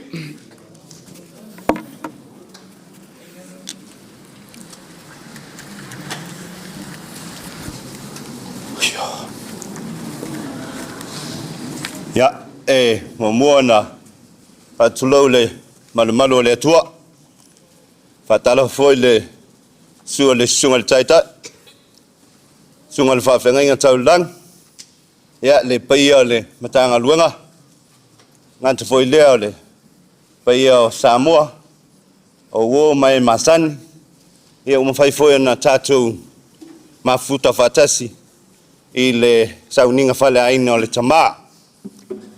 Ole tulai ele ese molimau sei tulau ai na o se nganga le fafitai ile mau alava mafutanga male tama o se tama alofa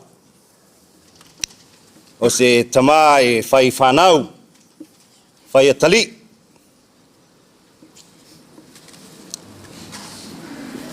ya Manu Faaftai lo tato maftanga Aftai mo fautuanga ti mainga malitaliina lo nei tangata tu tonu lo tato wainga Faaftai la foi se tautua le au fa le lava se tu maseanga se tulo pa mangalo si o woteli o te lo fatele moe manuia lo fai nang malanga tama ya male fa lo manuia tai mo tuel Sauniga male fa tai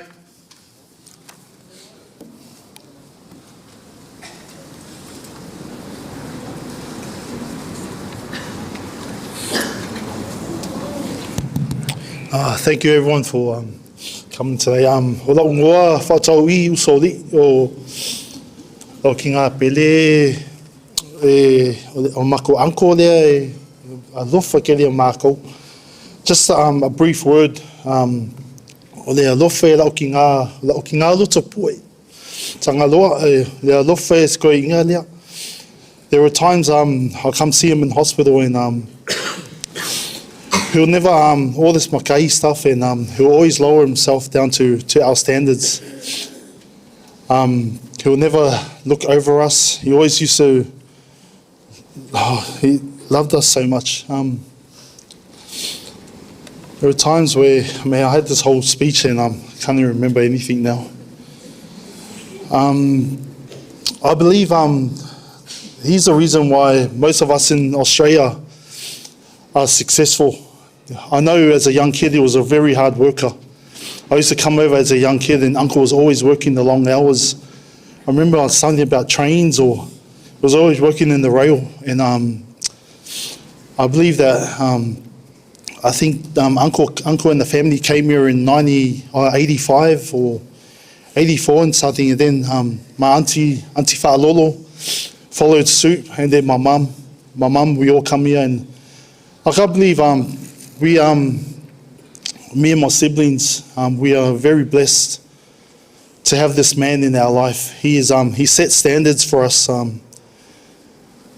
He set the standard high, and we have everything in Australia now. Our kids, our houses, our cars, whatever we have, we give back to this man because he set the standard right back in the 80s, and we've come here to 2000s, and we believe we give thanks to our uncle, you know, and it was just something small. I thought I'll just get up and say a little testimony on our behalf, of me and my siblings, to say thank you very much, Uncle. I know anything ngā sawalo ki ngā whapea mai a lau ki ngā e whaiwha lau e lawe whakingo ai mea ngā oai, Uncle. Nau le I whai lau anti lolo whakingo ai mea ngā oai oi. Yeah, Uncle, ia manguia lo malanga. Love you, Uncle.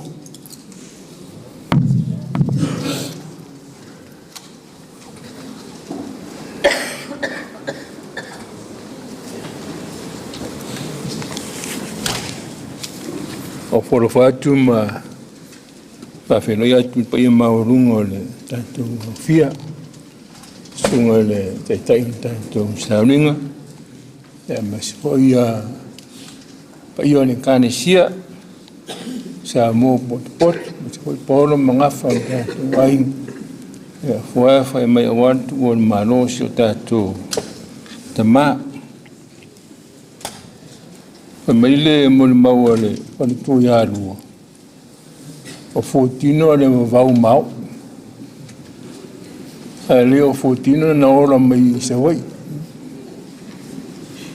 Na foi se tala mo tala nga fo pepe. Fotino na e uso matama. E ta ua ro tu fino no sa ma ora fa tasi mo se wai. Te amatu o fotino ma rua misala ile. Ia na sa wale o whapisa ma mailo vaanga le o rua misala. Ano foi a fotino ma peni se vai. Ia ma fuanga na ma whana lima ma futanga ma tō fine. Ia latu le o latina mai fotino. Awa ma tua pa wa sifuru rua sifuru whata usanga pea. Masala pe wha lima ta usanga e vai. Ai to atu fotino ma Laione o fai to rua fotino. Ia ma to fero ia ale. O mela o tu. O le man na or ma tu ai ngai to fo me fotino ma Laione I vau. O no nga yo ia Laione. E fai o to anga ar fangot. Ia on me o tu mo to la tu fa pisa to mai fotino. Laione I vau. Na tutu mai luma sau mo le mau. Tau sanga afe iwa sa lau iwa si furu na matu maranga mai New Zealand. Matu fitau di tuwa fotino ma manu iso pisenda mantua. Ya teime fatua be koru va aso ko makaungu mai. Fatua masifia matu fale. So whaatau rau wen whaingaro ngai. Ia, whaipia whautino man wakua mako whare kau ka whao. Ia, lea lana mai whukingo. Mako wōroa. Ka mana mata oinga ia te. Mako wōre ingo whare. Kau pako wopea. Ia, mako ngoku whare. Ngā ongo whawoi kai kasi ole. Kai pe ongo whawanga kuke rana mai. Mai manu ia te kau ka sapika mai. Ma mai ro ma fa sa mai falo o manu fotino. Ma ke mai na maka ki vi el vaanga le. Ang maka un wa fa mai mangu ko miki. Kurung. Singo fo ka va. Se kingo fo ma sa pe ko akasi ma singa le. Yang fo. O city room, doctor. Le. Ra vera fa ko ai. O vinga nga si ingo fo a pe fa fera la ko. Si se kingo fo wa ko ngol ka vale o la ka vale. Ava ko me no ai. No. Ya ma wale o pibu ko me ia fo le ro kingo i fenga ko ina. Okay. Ele ma fai se kan ko ronga fai se me hata. Ya maka ngoku maka fa me fo king. Oi. Ra ave fe me ka ko ai. Me mang maroro. Ko mo fo ka un sim. Ya. E u miara matu maftanga manu ma fo tino ka pe ko ne so fa manu. O masangi ai. Tanga ta o si ainga. Fai ainga nei. Au fofo ia ile matu maftanga. Masala po fa limong mamaranga mo fo kingo. Yo kir makuai. Aku kisir fia ko la ku pe ya lu meyem ko kia. Ele ma se kala mang fa pe mai a mewa ang. Wa ya mo dia mam fo kingo ile mala vale. Skala mang amu fo ora no ku se voi. Mes caramang lo ko lo le ngofo arupi ka foi so o que la ko vaanga le o ngia so se fa la ma ko ainga le ma fa inga mis bili me fo kinga ka ya su lo konga ka ku ngoki ale ka mar ko lo wa fin avok ya mang le kamar ko ro wa fingelo ko so fuin ka ko no ska imang mo ko fa ya mang kero sa ngi mo aversi ka ko si ko ngol kamar ke le sar po ko si la fiel ko ngo muri amanu le ya le ko inga nga ma ko le mang aversi ya o ngi ko sanga le ke ngi ma sina o kus o mai fa ma o ke o la ku soro fo ki ngo malang fa to ko dal mo ko mai mang fa ma le du ngai le ko fi a le ngo le ke ye a ko ma ko ai ngai la so ka ya si mang ya ko so ko ra bu te ma ko ngai Mako firo ai mang o mangura makarango kai pia se uso ya kia e foi kara ka uso foi fa o fa ku am ora me di o ku ya o le fo o ko fie manoro kara de ko in livro ko fie manoro mo ko akelingi mo ma bu ya mon kero ele me fai nga mano no pali ka uang yang wang sarang nga ti kuro war sa winga mal pa yole mes karamang yo awu yang sararo po nga o pa wal mai la ko pa wal mai la ko pa ko anya ngoro mai ya deja fa makala e no isi mai ole fero mai le al mere masingo mai e pen ole o que vai morrer Kowe ke vai ko me ka fo yoki ya. Ma, yoki ya. Ya usi kai mo ke nga saula ro kuri fo ma. Aso mo fo ma. Ora o ke mo. Ova ko ngai ro ko fe kai mino si ko ingo siong. Como se wa siong ya si mai fa ma ka fa mai siong. O ke pole. O ki a poronga mai ya si mero ma. Ale fai un to sangante ning tu oi mau ki fai ma ko makai de ro ngo se vai sa un moia fa ngona fo tingo ya misi va ngol ma ko ai ya sa un ya le ma ko malang ai pe ya i se venga ma fa le ka fa ko ru mai ko ya me ma ko ako nge ko sa la ver ko ngale awa ya al meu ku ngai uang mako leo o fai asa fai mako ai ngasa fai o mako awa ku ya fo kingo ma pengi ma vanga sa ungel ko sa fo la ko o fai ko maka ai walang ka ku leo ya anga le la sa o mako leo ya fa fai de o leo mano no le ma o le vanga fe ngai ngas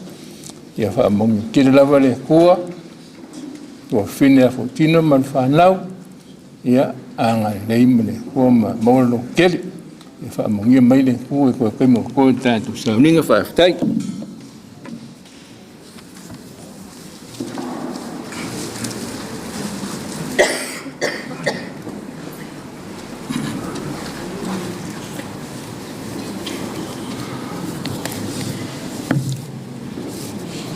Lui lava na usavali il vano le ato leoti, le fe lava se me le anga.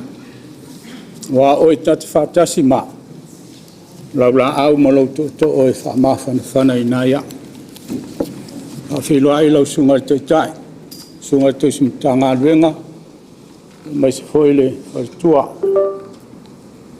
Filo ai po e maulunga le tanga luenga.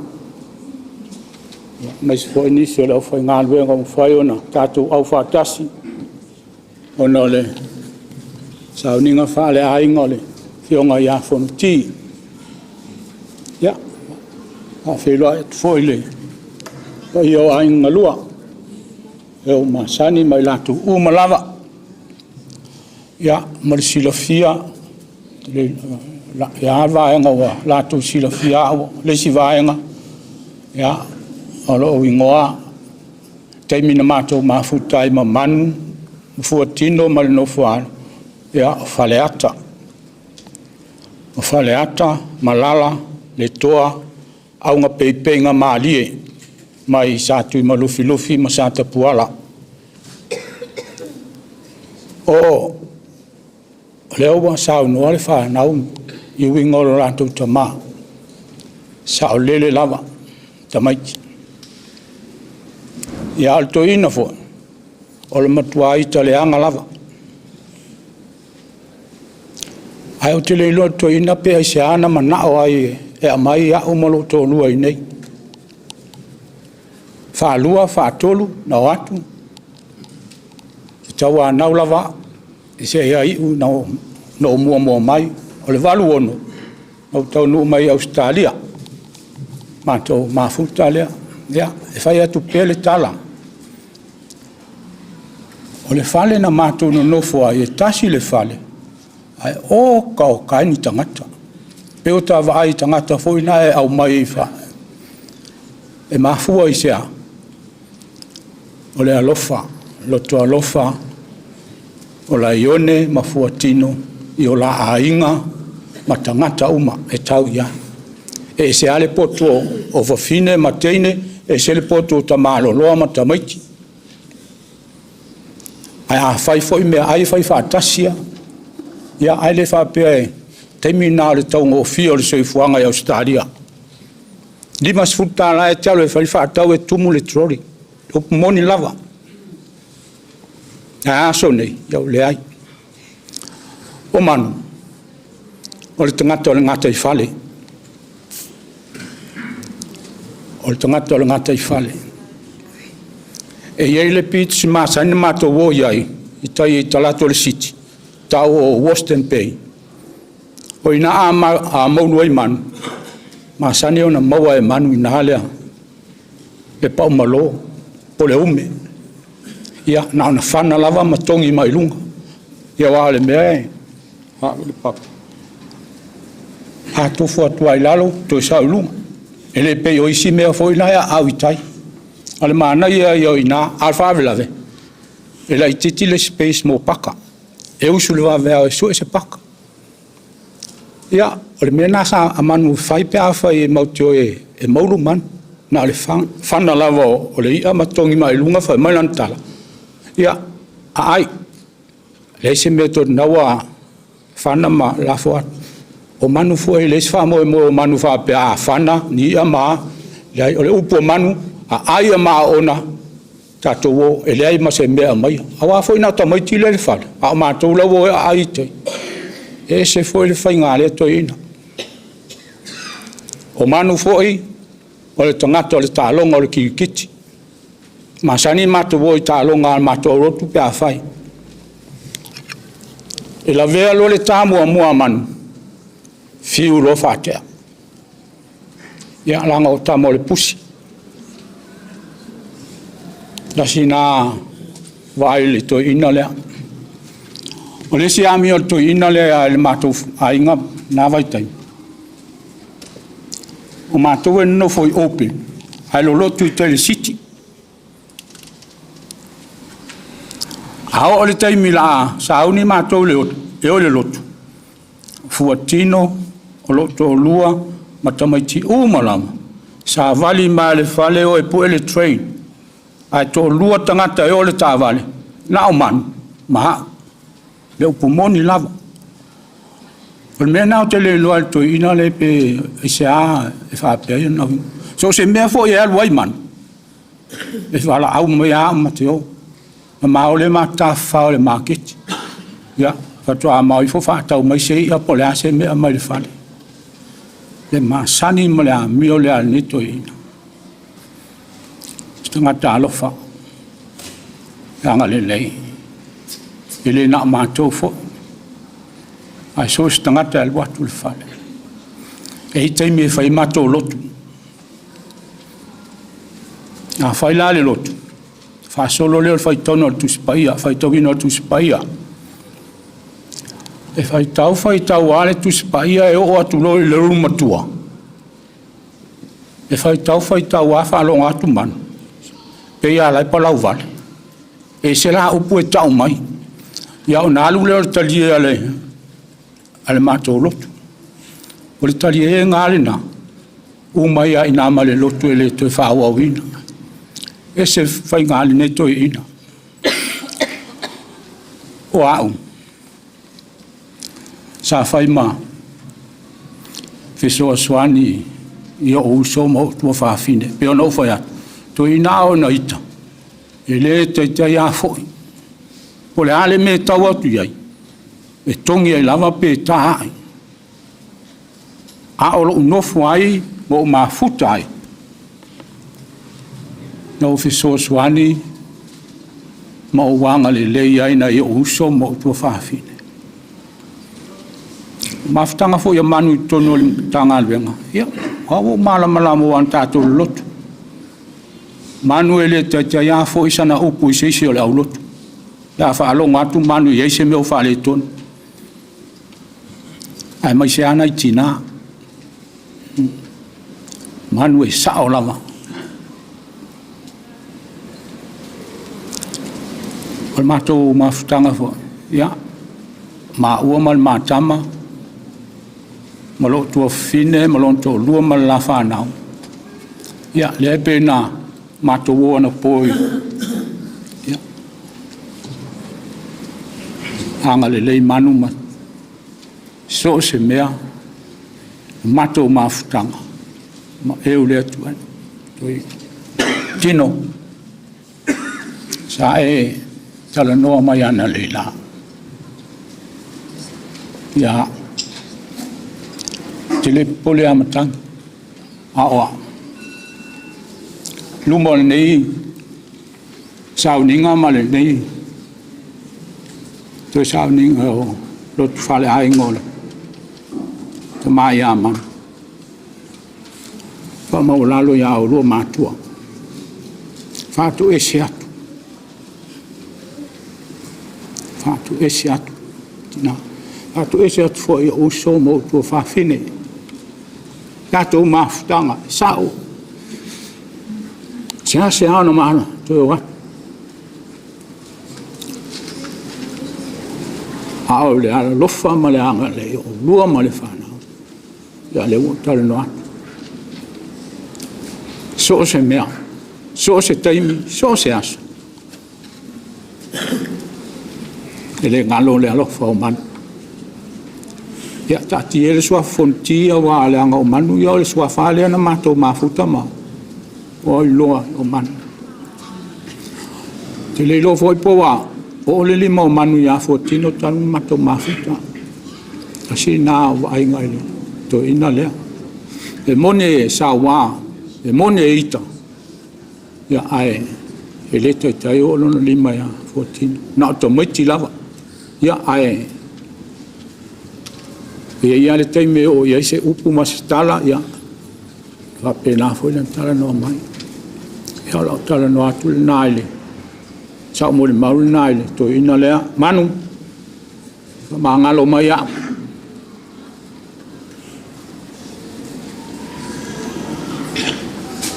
Manu ia lau malanga. Mua e. Whaatari mai foi mātou ia mātou te atu foi. Ia, manu ia lau sunga le tai whaafitai.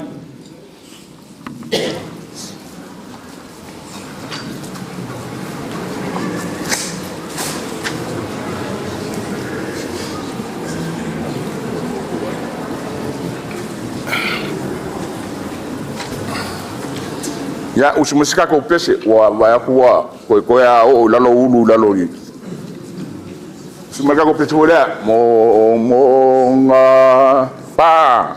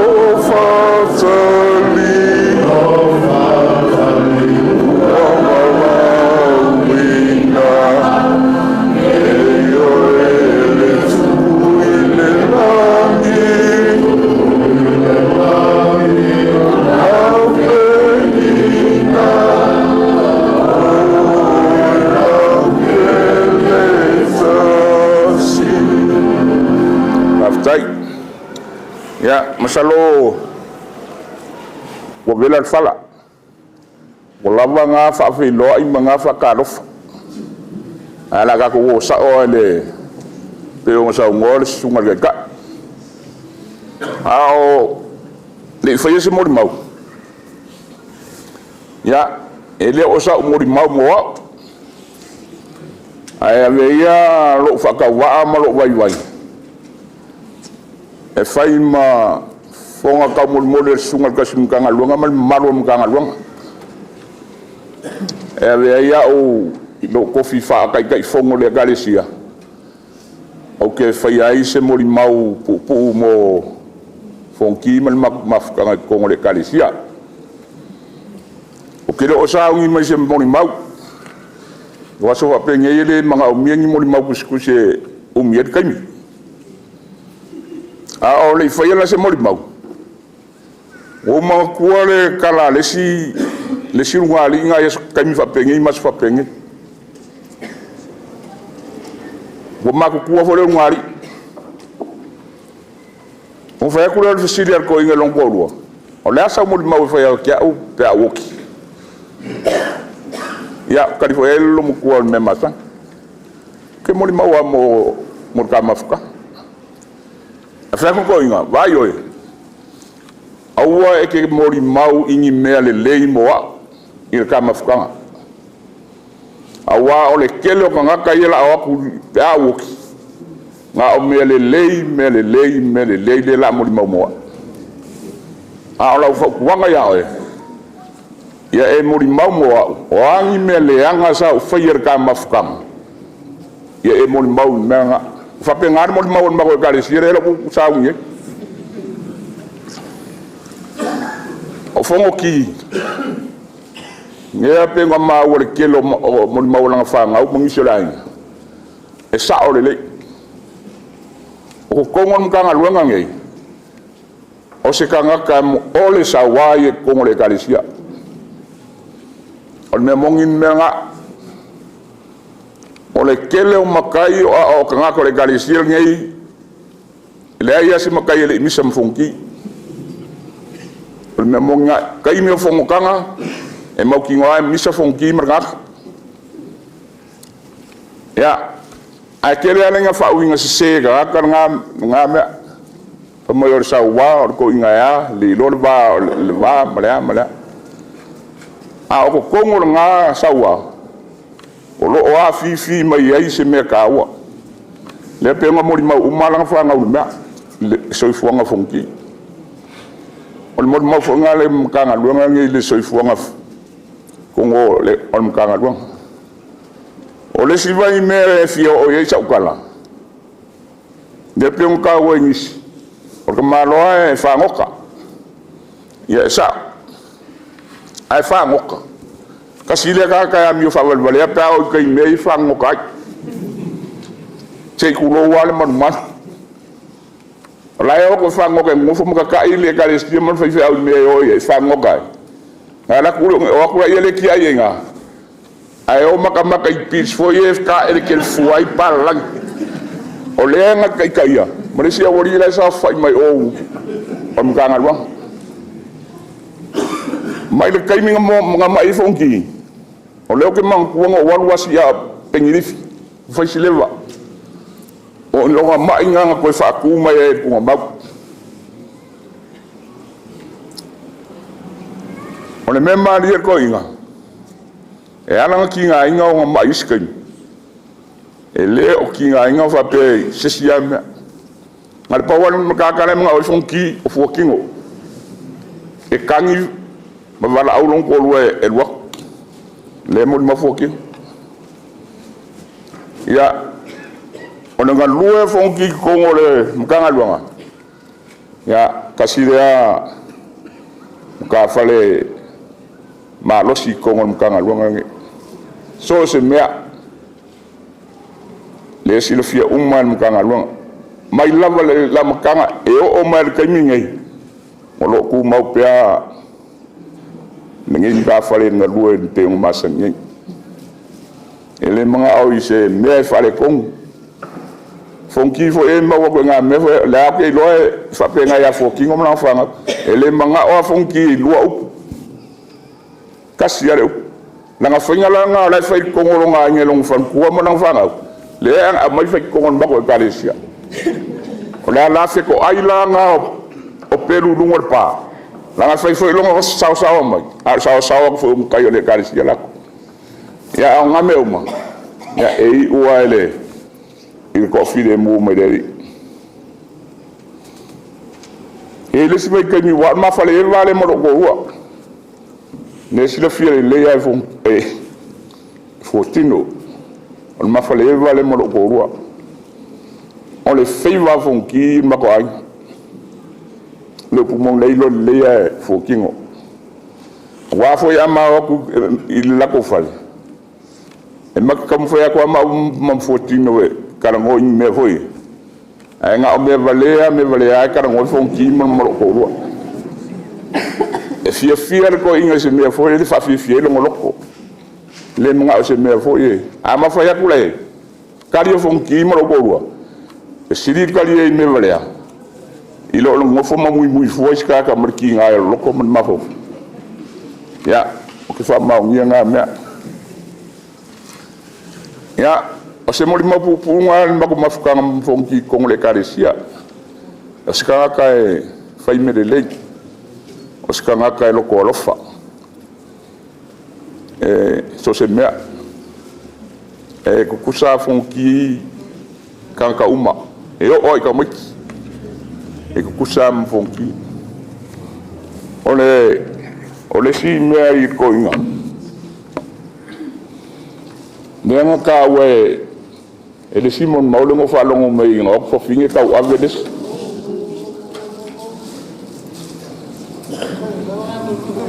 La kules fo finge ka les. O fongo ki. E fele la ko vai nga mai sima kai kongu I kwan mak kongu.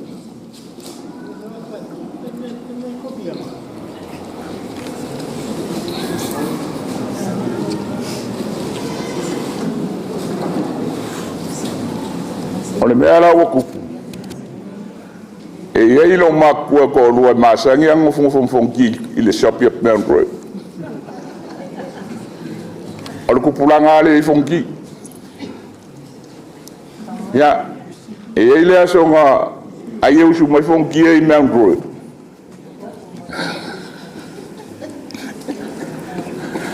Te ang ovai aku. Ole ae sila fia fongi mea o ye fotino. Ma usu le warko inga e usu ai kaya umar shopi savali ai e usu aku la fongi le shopi Mount Road ai e usu aku fongi ai usu mai fafinga e ko lua mo mai lo fafinga e ko lua mai I faru fongi ya o si ya fotino ya on fa mukara role ya o ngai meanga o lewo umar mawa ku la fafinga E fai uma sui o le Ekalesia.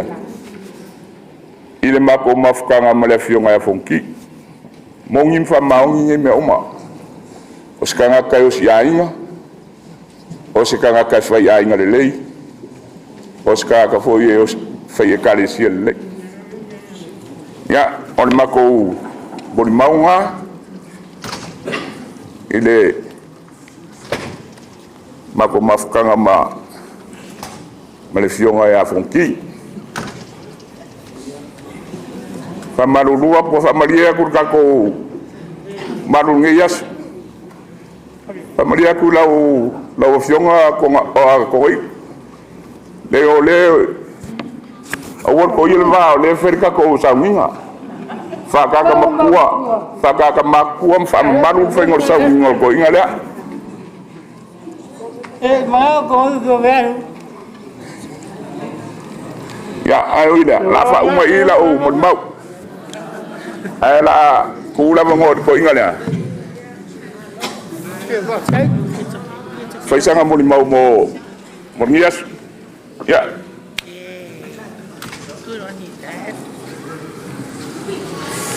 como la mano fa pero ya tu es una talla Sauniga a ver fue pedido las mota a meglio le Ekalesia. Ora, meglio le Ekalesia sono farassi di come lei. Tu mai Ekalesia, fa quello tu, più mai calmaiao. Io mancano fiere, adesso io uso mamma qua. Ora che mamma si faceva quel culo. Ora che mamma qua uno che come Ekalesia. Ahora fai fongo de Ekalesia, él me fai como de Ekalesia, mango a esa pues me ha quedado. Ahora que por oír a su oficina. Y ahí me fai como agua que por oír a cosa lo que venga, porque yo me convoco.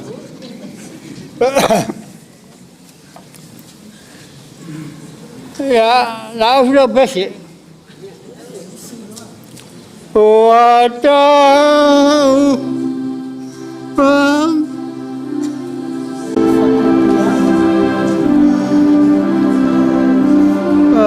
Tengo fiedad.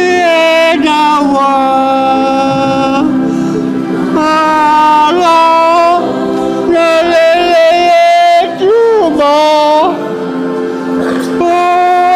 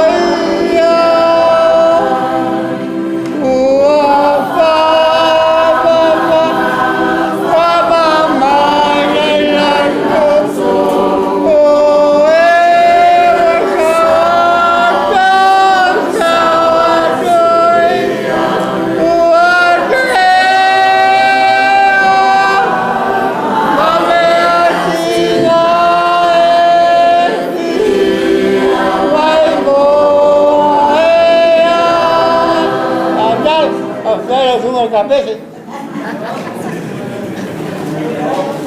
O mango. Assim aí com o Ekalesia. Porque eu faço todo dia. Porque eu me mango. Mas faz como o Ekalesia o depois. Criar, porque ele não quer. Ele não sabe como a Ekalesia ele manguia. Ya, kasi ngay kasi ngalu pi mo mawako kaka. Ilo ngay ko kasi ngalu. Ngalu mai fa mao em kwa fa mao ni so mga si me pa pio. Fa pio ngay fa sao mang sa fa mango. Ko ave ngay share mate. Wow! Okay, bago. Labi ko bayo sa kayo nga suka mo. Fio la sa kayo ko kuliya ko mo Ang fa ang telefono ko la ki nga ki manguyay. Ape nga se fu ka yo. Ape ya ka nga ska ngo nga ko ko kafa. I will lay take. Après là, le pays de la Valauria, tout le monde, Marie, papa, Marie, nous,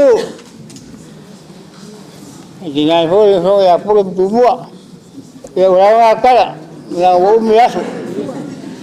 La parte de la comisión, limo minuto, que ya captai, para suma la Faaleaiga, muy esa vinga.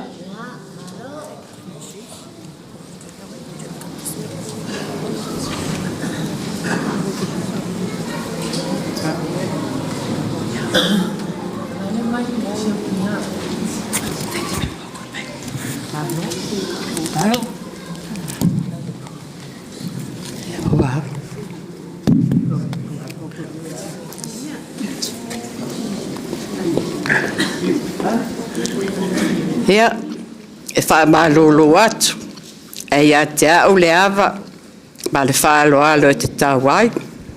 E no fwoi a Elia, a wā pa ia ma mamalo le nei Sauniga. O le a ta whai atu ia, ta whai toa ia o tau pa ia. O le anu unu atu fwoi, whaatine o tau sala.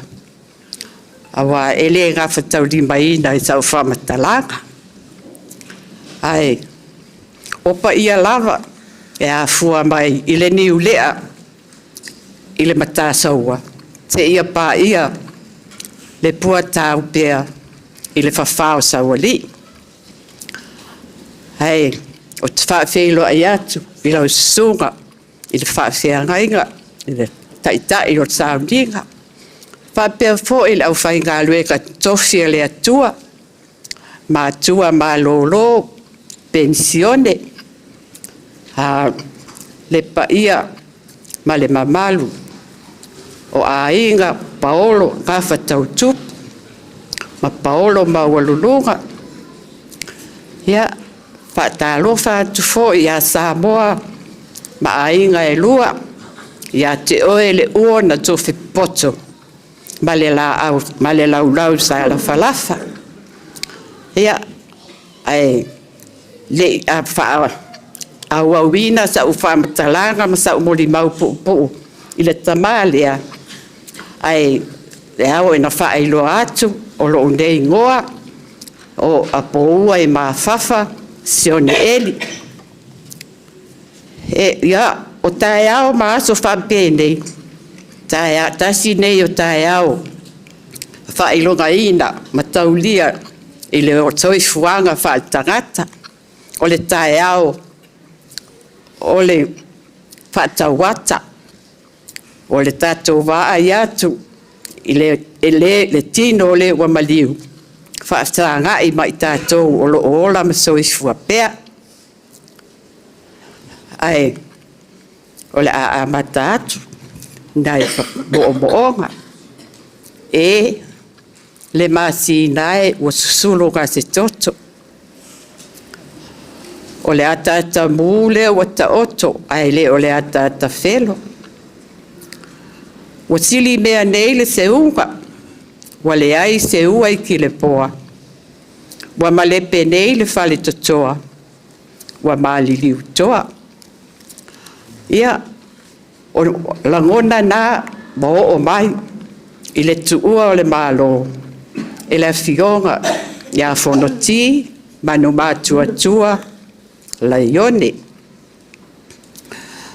Ma te tau no mai I le amatanga o le iwa se fulu. O feo lolo I le matanga aluenga a le Uniting Church in Australia I Lidcombe nei. O feo lolo a inga sa ia I le aurotu. Ona sa faatasi ma ia I manisi mai Queen Bien ma Newcastle. Ai o le ulua I whanotanga al matanga aluenga. Na talo sanga I le toe ina. E toe whaafoi I la tau nei I aurotu sa o mai ai. Ona o le tau mamao. E ui la ina toa lai titi ma toa ngao I la tau na tutoe. Ai na maua pea le anganga ma le loto whaatua tua. I le atua. E nā te taita ina ma whaatupuina le Ekalesia.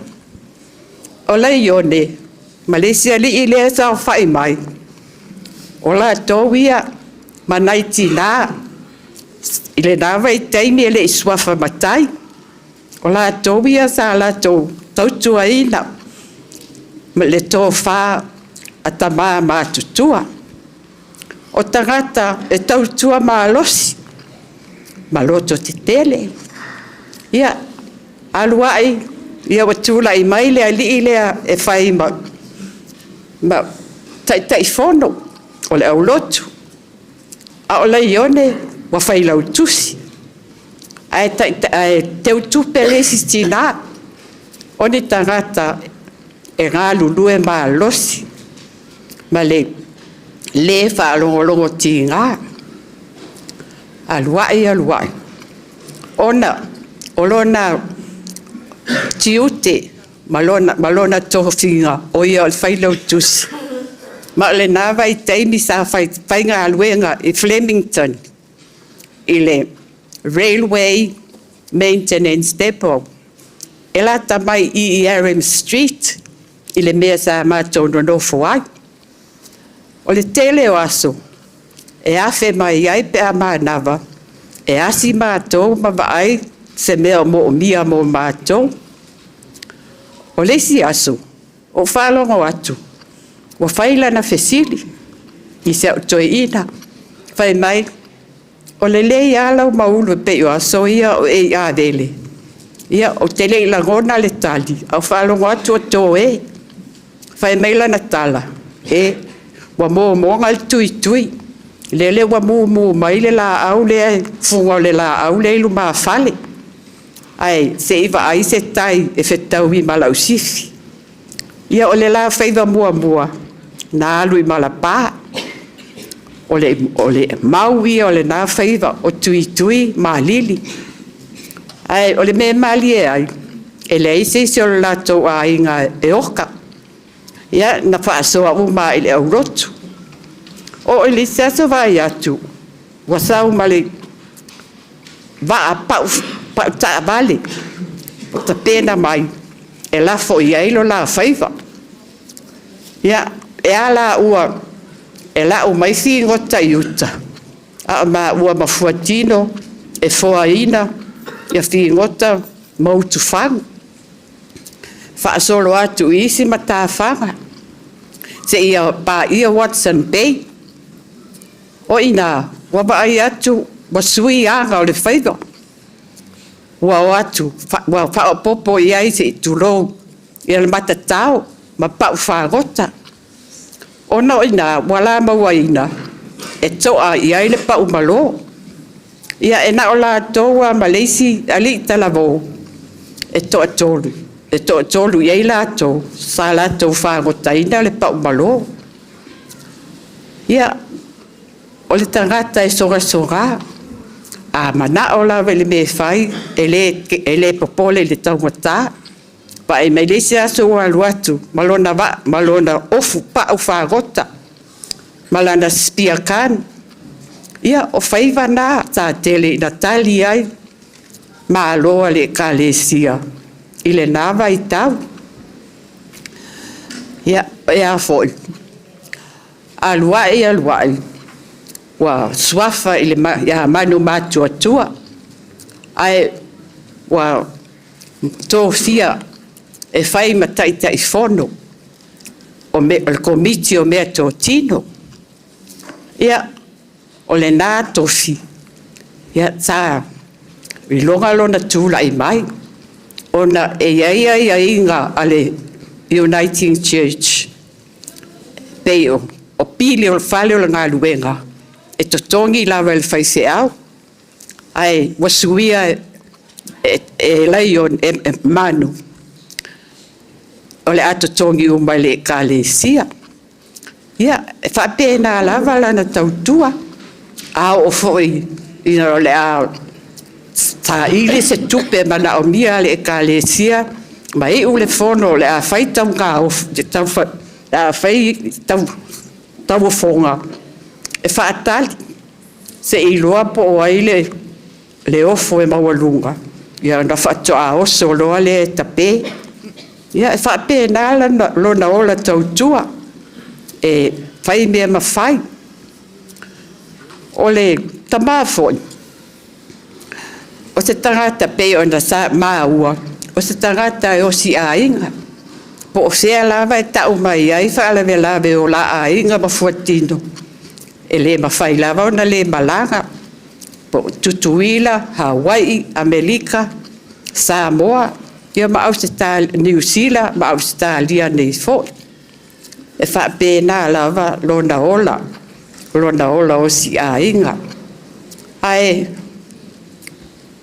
o Fonoti, o le tasi lea, o ti a kono sa iai le vasenga o ti a kono. Sa fisoa soani, i le ngā ruenga. O i la tōwia pe ona. Iai le la tō tiute, o leo e asiasi e mamai. Tai ina o fono tatalo, ma onga tuspa ia o la tō pitonu. Whapea fo i le tapena ina, ma le taita ina, o sauni ngā lotu pe a o atu, ia la tō le whaasolonga.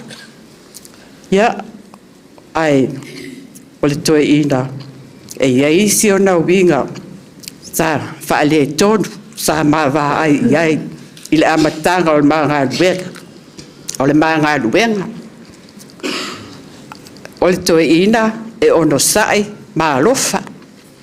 Ai a o lava ina whaale tonu lana whanau, e o lava isi lo matua.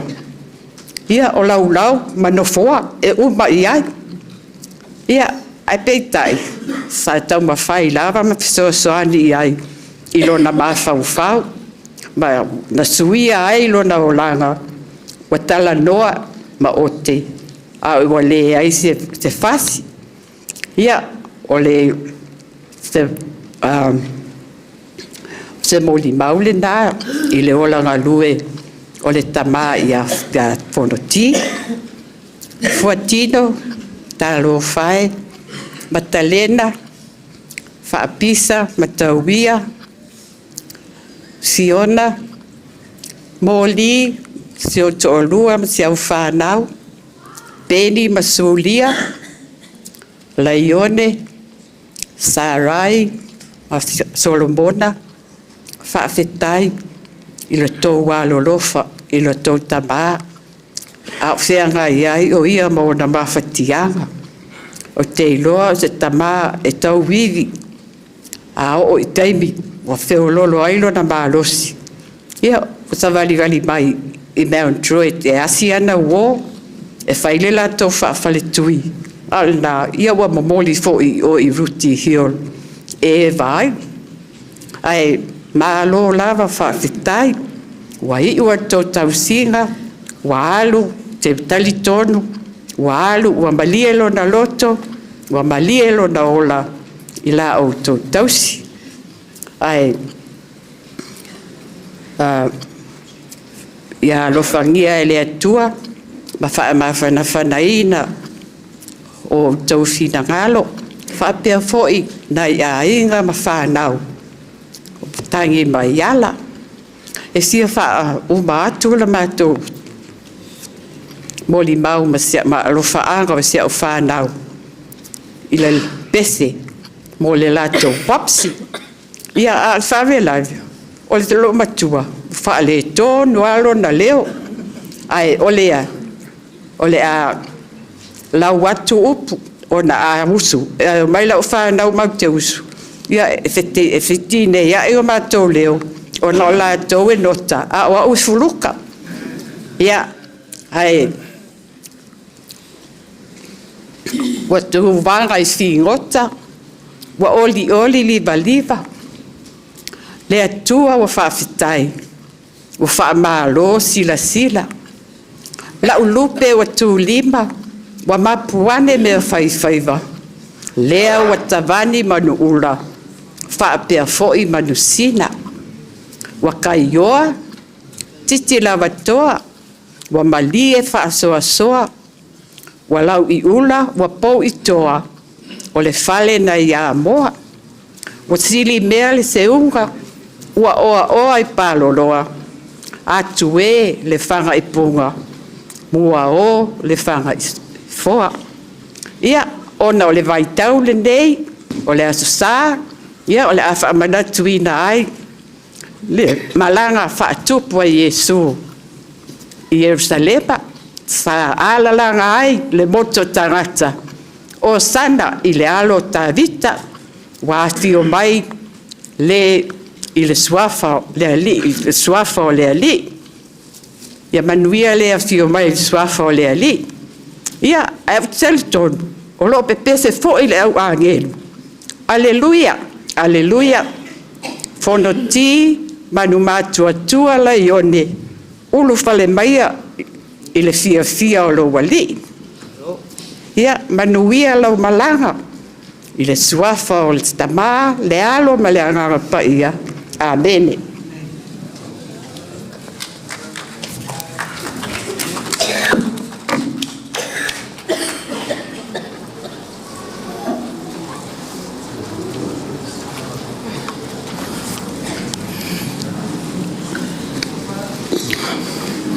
Yeah, greetings everyone. The last time I saw Uncle said to me, "Soli, where se loko?" I said, "No." Then he said to me, "Olo kama o le pepeau." And I still said no. Uncle, le ala o sau le loko.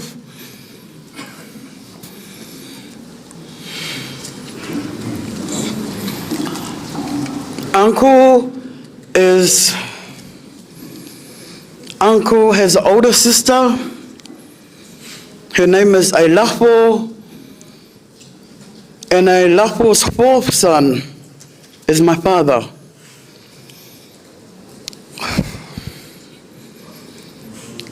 O aruaru popo se via. O le ulu masua.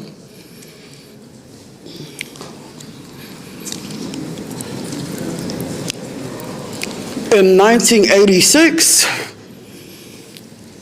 we arrived in Australia. We came through our uncle and auntie. So my dad's sibling, Aufanga, we all came through my uncle.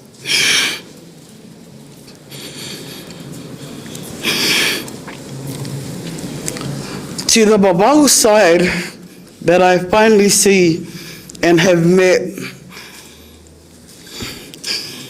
Thank you so much for everything.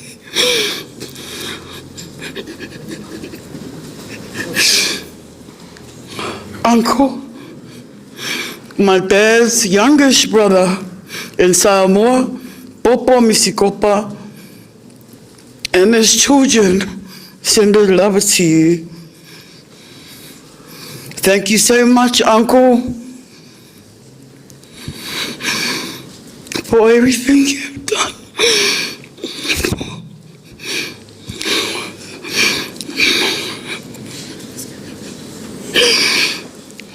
our family.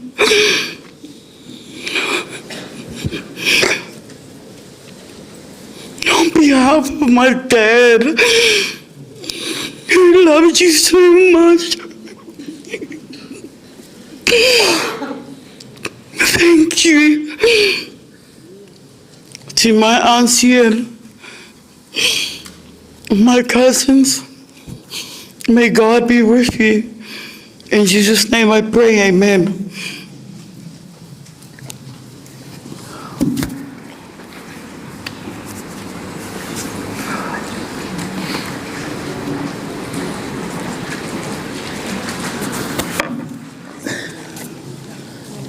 Tata alofa i le taitai o Sauniga, te iloa foi ua vela le fala. Ai, tūlai foi e fia whaisina mōli mau, mō le Tamaia Fonoti. O le connection a au ia Fonoti, o Tamao Fonoti, o lona tua whawhine i noi a whanoi, ia e ai lo tangata mas sia matou a inga o te iloa, na paule o le a inga a Manu e le side lea o Manu mai sa fune, ia lea o tula ia i tau whaise moli mau. O le mama stanga ma Fonoti, o le leva ia. Te iloa o le whetu ono, sa matou mafuta i Wellington, ma Kāpenga, ia ma Fonoti. O te iloa foi, o le tele lava o a inga, o le vaenga lea mai vavau. Na o mai umai a Kāpenga ma Laione, o ki fia e tau swafa leo Laione e leanga ua leva na tau mafuta mai le mai Wellington, na o mao mai i nei ma le mawhanau i le waluwha, ai o mai la tau le waluono. Sa o pusinga lama le show anko, o mai Australia ma ngai Australia le tau ngō fie, taimina esele tau ngō fie o inei Australia i mea uma. Ia ona o mai ai lo le mfuatino, ia mātou mafuta i nei, o ta mai tine, sa ula la mai, ia te au, a o la iti, o le latou mafutanga ma se au whanau, o le mawhana ia. Taimi ua mai, e vili atua ia tina, e sau e whaia la kala. E fiata la noa tele i kinkikile a. Ia vili mai tina isi aso alu o e whailua kala. Le anga au kele, e le kele ngia au kala e whesilia ia i mea uma. O le tangata e se le halofa. A inga o le matou grandmother. So se whaala me lavea. E alu atu loa e tau pule le whaala me lave whamai. Sa o mai luafe a kangaka. Au ngai sau kangaka e le ako luafe. Ia e o a sue ma whai le mea loto ia iai. Wal whātau sanga talona mariu siau tuangane laititi. Ia o le mea lea. E anu atu a whai mai au nei sau se si ma se afe. Sau le tangata ma le lua afe. E whangalonga tā ia te au. Whangalonga tā te le ia te au mua. A ola foi ia sion tua fino Kāpenga. E se le whainga tāu. Ina mua maliu foi silo matua. Ia alana upuale ia te au mafi. Whaiwhare leile aha hinga o le tamaloa. A wala ko mumu ia e whau kele o me whai a ngengo lalo mangu. Ye oke ya umfe mai. Anu e fai fale leile a ingo funga. So skai mia mau kia kuai kwa. Fa mai la mele sa wai funga. Fa a fa ke fia ka mai. Oke aka yanga kala. Oke fia ka ngaka oke e fai ma kala mama karie. O mele e fangano ngata sele. Se o ko ya salun maso mafuta e sele alofa ya umana fanga. Ai misi ala ken kikileng fai ka war kuspaia. E fai mai a o kinga. E pele ya kinga me fiona. Wa foi sa ola fakasi. Nengo fai a fiona. Fai leila yo lua ni o lewa o ki mo maliu la yongi. O le se lua. O le se kanga ka ko se fea o lua. Ai o te faftai. Ilo na no fai ya te au. Ia e mai se foi o si o mate o a inga i sa vai. O ar kangakangi. E ika loa, e kukuli o mama ko pe ala kur fala vela vele la wangi me ma ko kia ko ma ko. An mel nga ele nga loa ia te au. Wa kele foi ngo ma futa i o na inga i vavau. O nga o ia alea. So se mea ele ma fai o na misi. Haftai funki. Hafkai o ki ma inga sa fai a kia o ma louto lua masi a ma whangau. Ai masele a inga ma ko grandmother. Ia manuia ne fia le a sauni atu al whanau se pese. Wha vai ai ma anko Laione tai.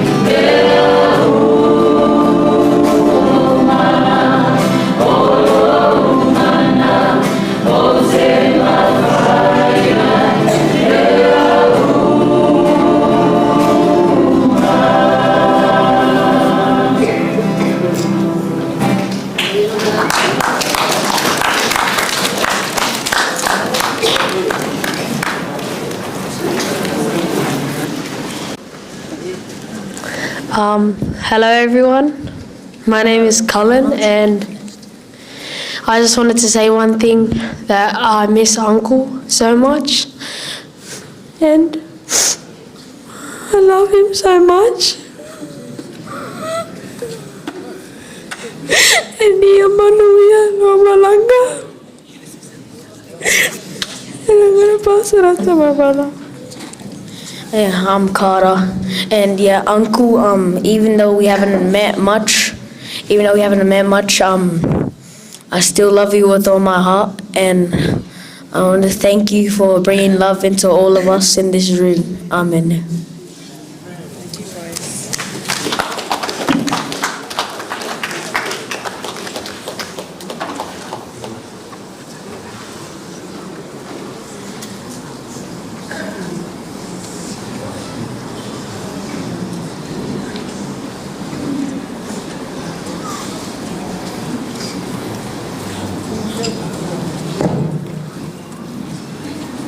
God is good. God is love. God is peace. Okay, good. It's not just God is good. God is love. God is peace. God is joy. Yeah, God is everything. And if I feel like God is good all the time, God is good. No, God is broader than that. Yeah, vatuli whamalo. Ma eu mori mau le nei yaso tā ua. Whalongo a ma le totoa. Ia mawhete na ia ilunga I.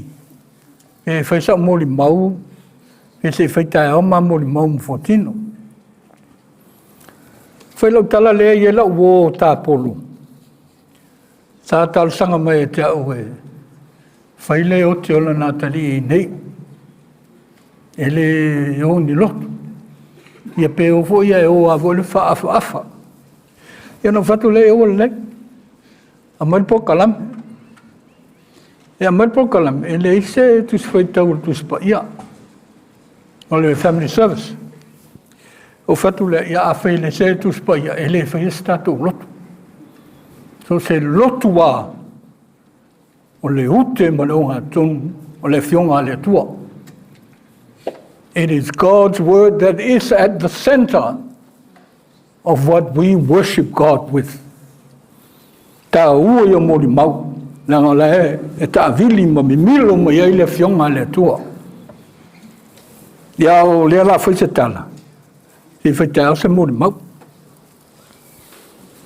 O le launga, I le swafa ma malu o le tātou li, le atua le tamā, le alo, ma le ngang pa ia. Amene. O te roa, wa alu le taimi. Wa vela fo le fala pe upo tātou, ai ta tau wa, tau ngā tātou tu e tapa lava. O le a se fionga le tua mō tātou, I taimi whape nei. Taimi o le sātia, ma le a whaina, o le tātou wala whatua tua. Ia upuna umia up. O nei o le toi tu ma le ola. O le whātua tua mai a tea. E ui lava I noti a e ola lava ia. O tangata o lau ma o e whātua tua mai a tea. E le oti lava e o I le whāwhau. I am the resurrection and the life.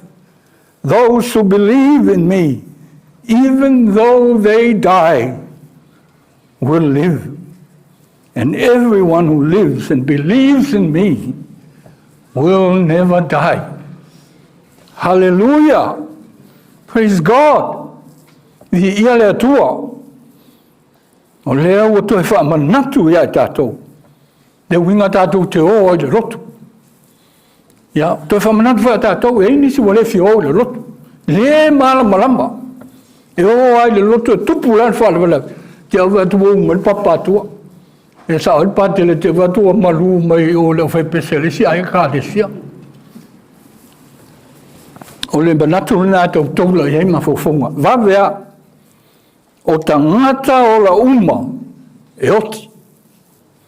Ai le o tangata oti uma e toi ola. Le manatu nā all people die, but not all those who die will live again. That's terrible. Winga na upu lai lunga o upu o le tato wali whaola. O le ana le Ekalesia, ma so se Ekalesia. A le whainga se Ekalesia ia Yesu. E leo se Ekalesia, mo le pese kengi vo le. Leia se me fōu tala lenta to whalungulungu ai ia la salo. Wala unga so, ia upu ia teime oti. Ia upu nei whalungo ia i whalungo pia. But what does it mean? Lana winga no ia oe malau whalungulungu. Pea na whai ato le tala le loti o la salo. Le ua to e whamanino ia tātou. No tātou wola e le ngata le tunga mau. Le ola e tau, le ola e whawawau. Whasili o te whia whaia mō tātou. Lan me hoti e le tangata. Why do we die? Lan me hoti ai. Whanau so a tātou talawo i e pe i whatau sua i stem. Mai mahu e pe ana le ile hoti. Whanua mafuta tātou e whawawau. Yeah, that's a bit silly. Lei o le vaenga o le oti o le vaenga o le oti o le vaenga o le fofoanga le atua. It's part and parcel of God's creation. Taimi ana whaiela rangi iai maloti. Leanga e pala uma e leite la au tupu ai atu tau le rangi. Ia peto uhui whani o na fua o na tūtua e ale le pala. No. A ngau le la e pala pa uhu lalo le fua se la au. Le pala, that's okay. A la tu le manu ai le mutia, pe le mutia. Ai le whapea ia tu mutia, e lu mutia o le tonu o le manawa o le manu. Ia pe pa uo e ma u lalo le vanu. Ai pa u watu e se le ulu e tu mai lunga whape. No, it doesn't happen like that. For whatatau, e whanga le atua. E la vea ai ma le oti. O le mena nā tātou te oti ai. O le oti, o le ese senga le nā o tātou na whaia. Ma le na whaia i tātou. O mai tātou whaia le tangata i lo tātou whatusa. I le wha mai o mai whai le tangata i tātou tutusa. We are the image of God created, like God, but not as God. O le mena nā leon tātou oti. Tu e whamanatu le tangata so e fua whea le me tawhe i le ola. La e alu ai muli ai le oti. Ni whamai si i toa oti no wa. Ang sala atamu ma ewa. Mai maa uepe ana le ang sala atamu ma ewa. Manu tātou te le oti. Really? Kai tau whaale le tusu pa ia. O le oti le nana oti e atamu ma ewa. O le oti o le nganga. Mafutanga atamu ma ewa ma le atua o le wawala nata ia. Na fia uma hafa mai e whaalongo le matagi. Le a fio le atua le whatoa. Ai na oti loa. Whaalongo lafi. A o le mea ia sa sawai tala noha mafuta. Fellowship with God. A o le teimi ana oti ai. Teimi na e whaalongo tu le leo le savali le atua le whatoa. Ai lafi. Lafi langa oti le nganga. La mena oti al tangata malona. Oti al tangata ia o fofanga le tua tau na oti. It's part and parcel of our lives. Ai na oti le nganga. Le oti ia fo tato umane. Tato umane ola. O launga tato mo tato ia fola. E lo se launga mo fonti. Bo umal soi fua fonti. So i fua tali tonu i le tua. Le walu atu i ao le tua. Le whaamasi nonga sili. Ia tusa i malona so i fua. Ao le mele na lena tupu. Le oti na oti ai atamu. Ma ewa le oti whal na le oti ai a. Oti ai oe. Oti ai tatou. O le a. O le fia atua. Au le pai le la au, e lo ai le lei maleanga, e te pai lo iai, e oti loa. But o la au na fia tango e iai au nei. Te mana o au iau te loa le me sili na le. I want to be the one who decides my life. What is good and what is bad. I want to be God. Just like all of us. Tau te oti umo i le mea lea. O risi me oti e whamai wha etu le fine. Lena lau. E mo lau e matanga o fie. E maua le poto. Ia. O le oti ana. Mana o a ia kili ia. E whai me o te mana ia ia uia ma wha matanga o fie. Whai le mea lau te iloa e poto. I want to be the one who decides what is good, what is bad, what is nice and pretty, and what is wise. A whai alo roto ma meo te manao hai. Tu sapo a me whai mai eista, whai mai roto rua ma lau whanau. Whai a. Veo lea salana. E leina o atamu ma ewa. It's not a story about historical things that happened. It's about things that continue to happen in our lives. Fia tua, lea ua mai le fiso swani, o le nganga pa ia. That's how we consult God. O le whaia, whailo roto, whailo poto. The Spirit has been given. I will go, I will send the Spirit, which will remind you of what I have told you. Te alua wina mai le nganga, whaamanatu ia te utou mea umanu wao o tuai. O le nganga le nā, mo tātou i he whiola. Ai whaalongo atu whia whailo roto. Whaase e tua whaise tatalo. Fesili le nganga o le atua. E le tu lafo ina tātou. A o le pona le nao tātou. O man whetalai le tua e atama e. Ia ele fia whalongo i le tua. Fia whalongo longo a. I le musu o le tamana whaiseu le. Musu e a tātou uma. O le oti ba tātou le fesili ma whalongo lango i le tua. O le aso tanga i lea, tamare. Ia, te whaitau si au tala, i le mamautanga. A lau tilo, le ua mon mo le mau whana, mo le mau ainga, mo le mau o, mo le mau le Ekalesia. Ta tonu, e te le whale tonu o le tamā. Pe un tātou whalongo iai. A o le mesili le lau wa ai le mamautanga. O le tangata, e whalongo lango i le tua. E lau tala maalia le sta mai tala le la whaiatu. O le sau mai ia. Ia alo o tama le la whaiatu e lau tala. Au latu e se si fonti le sias. Mautu la matala no. Whesa iai. Whatu se ma mai whanma whatau. Au te lei no tala pelo stoin. Ma me ma whatau ma uru me le i.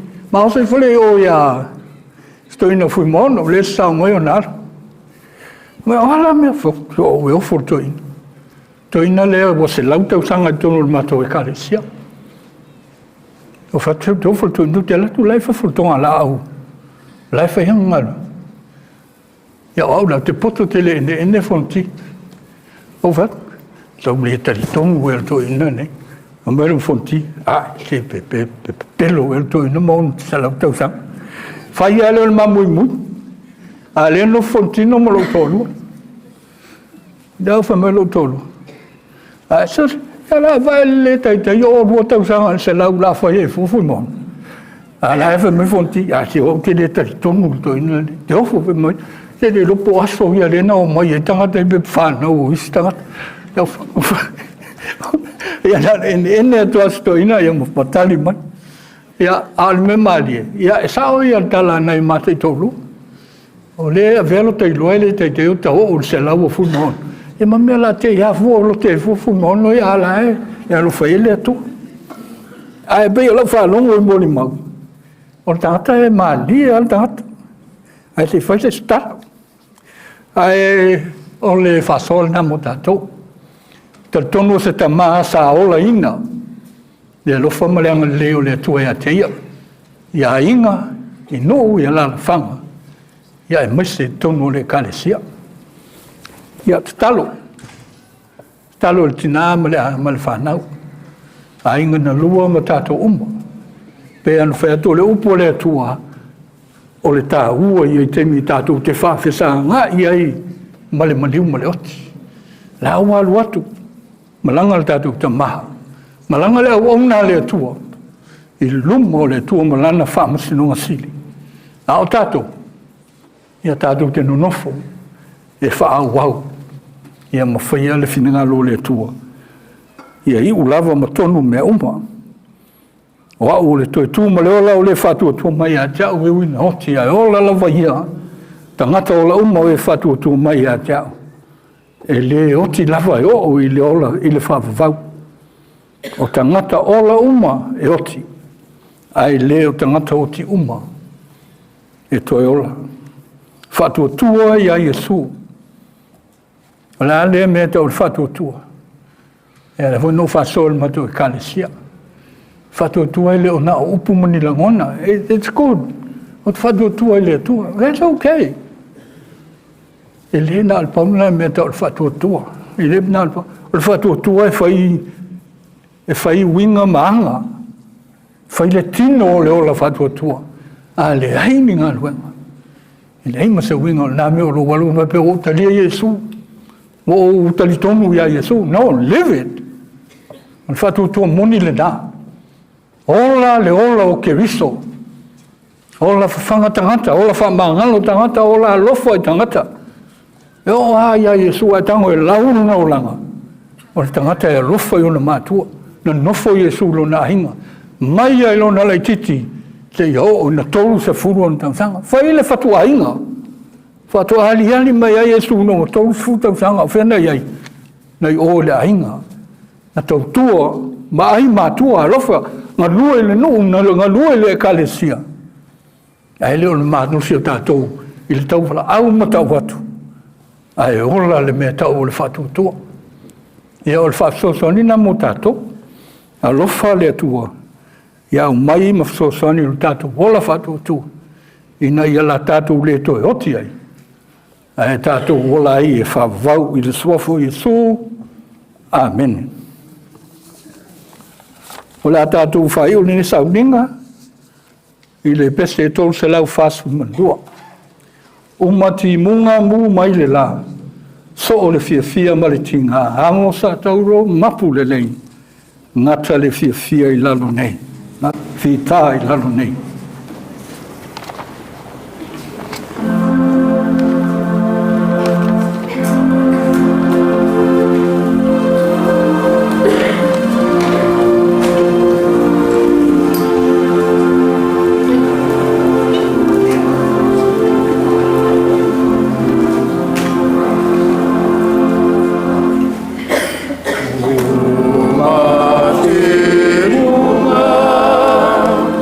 Oh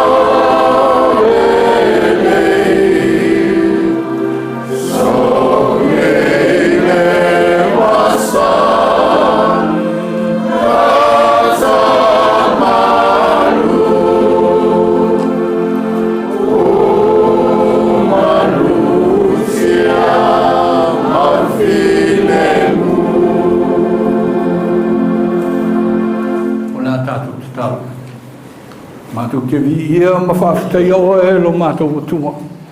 Mea umalawa o whaia ile nei Sauniga.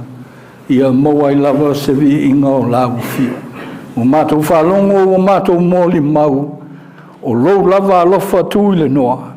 O lou e loto ia I taimi o ti ngā mawhainta. O umala mātou Sauniga o iei nisi Sauniga o tatoe. Whapena o nei whatasi. Ma au manu mea umalawa. Mātou ta ape I le menei, mātou te atu o mātou ainga. Tau nuu I le fia ma le oli. Vi ia lava lau fio tu mau I o mātou lunga o malawa. Le manuia, le file mu, le alofa sili ese. O oe le atua tolu tasi. Le tamā. Le alo maleanga anga pa ia. Tu mo mai ma mafuta mai mātou.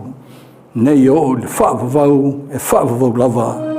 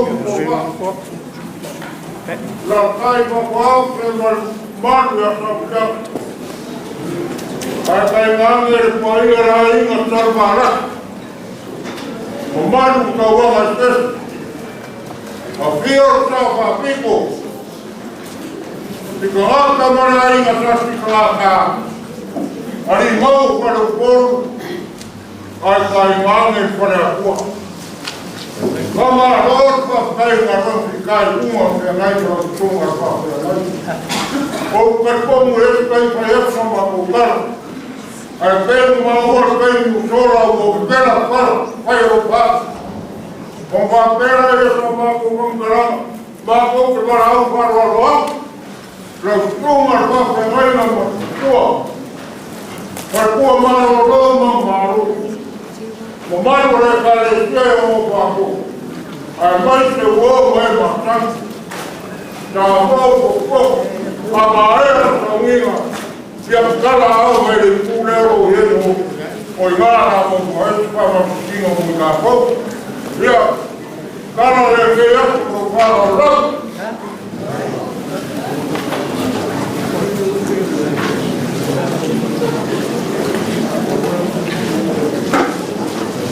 Nga kona patera o fai. Eu vou ria. Kai por falar e ele por ok.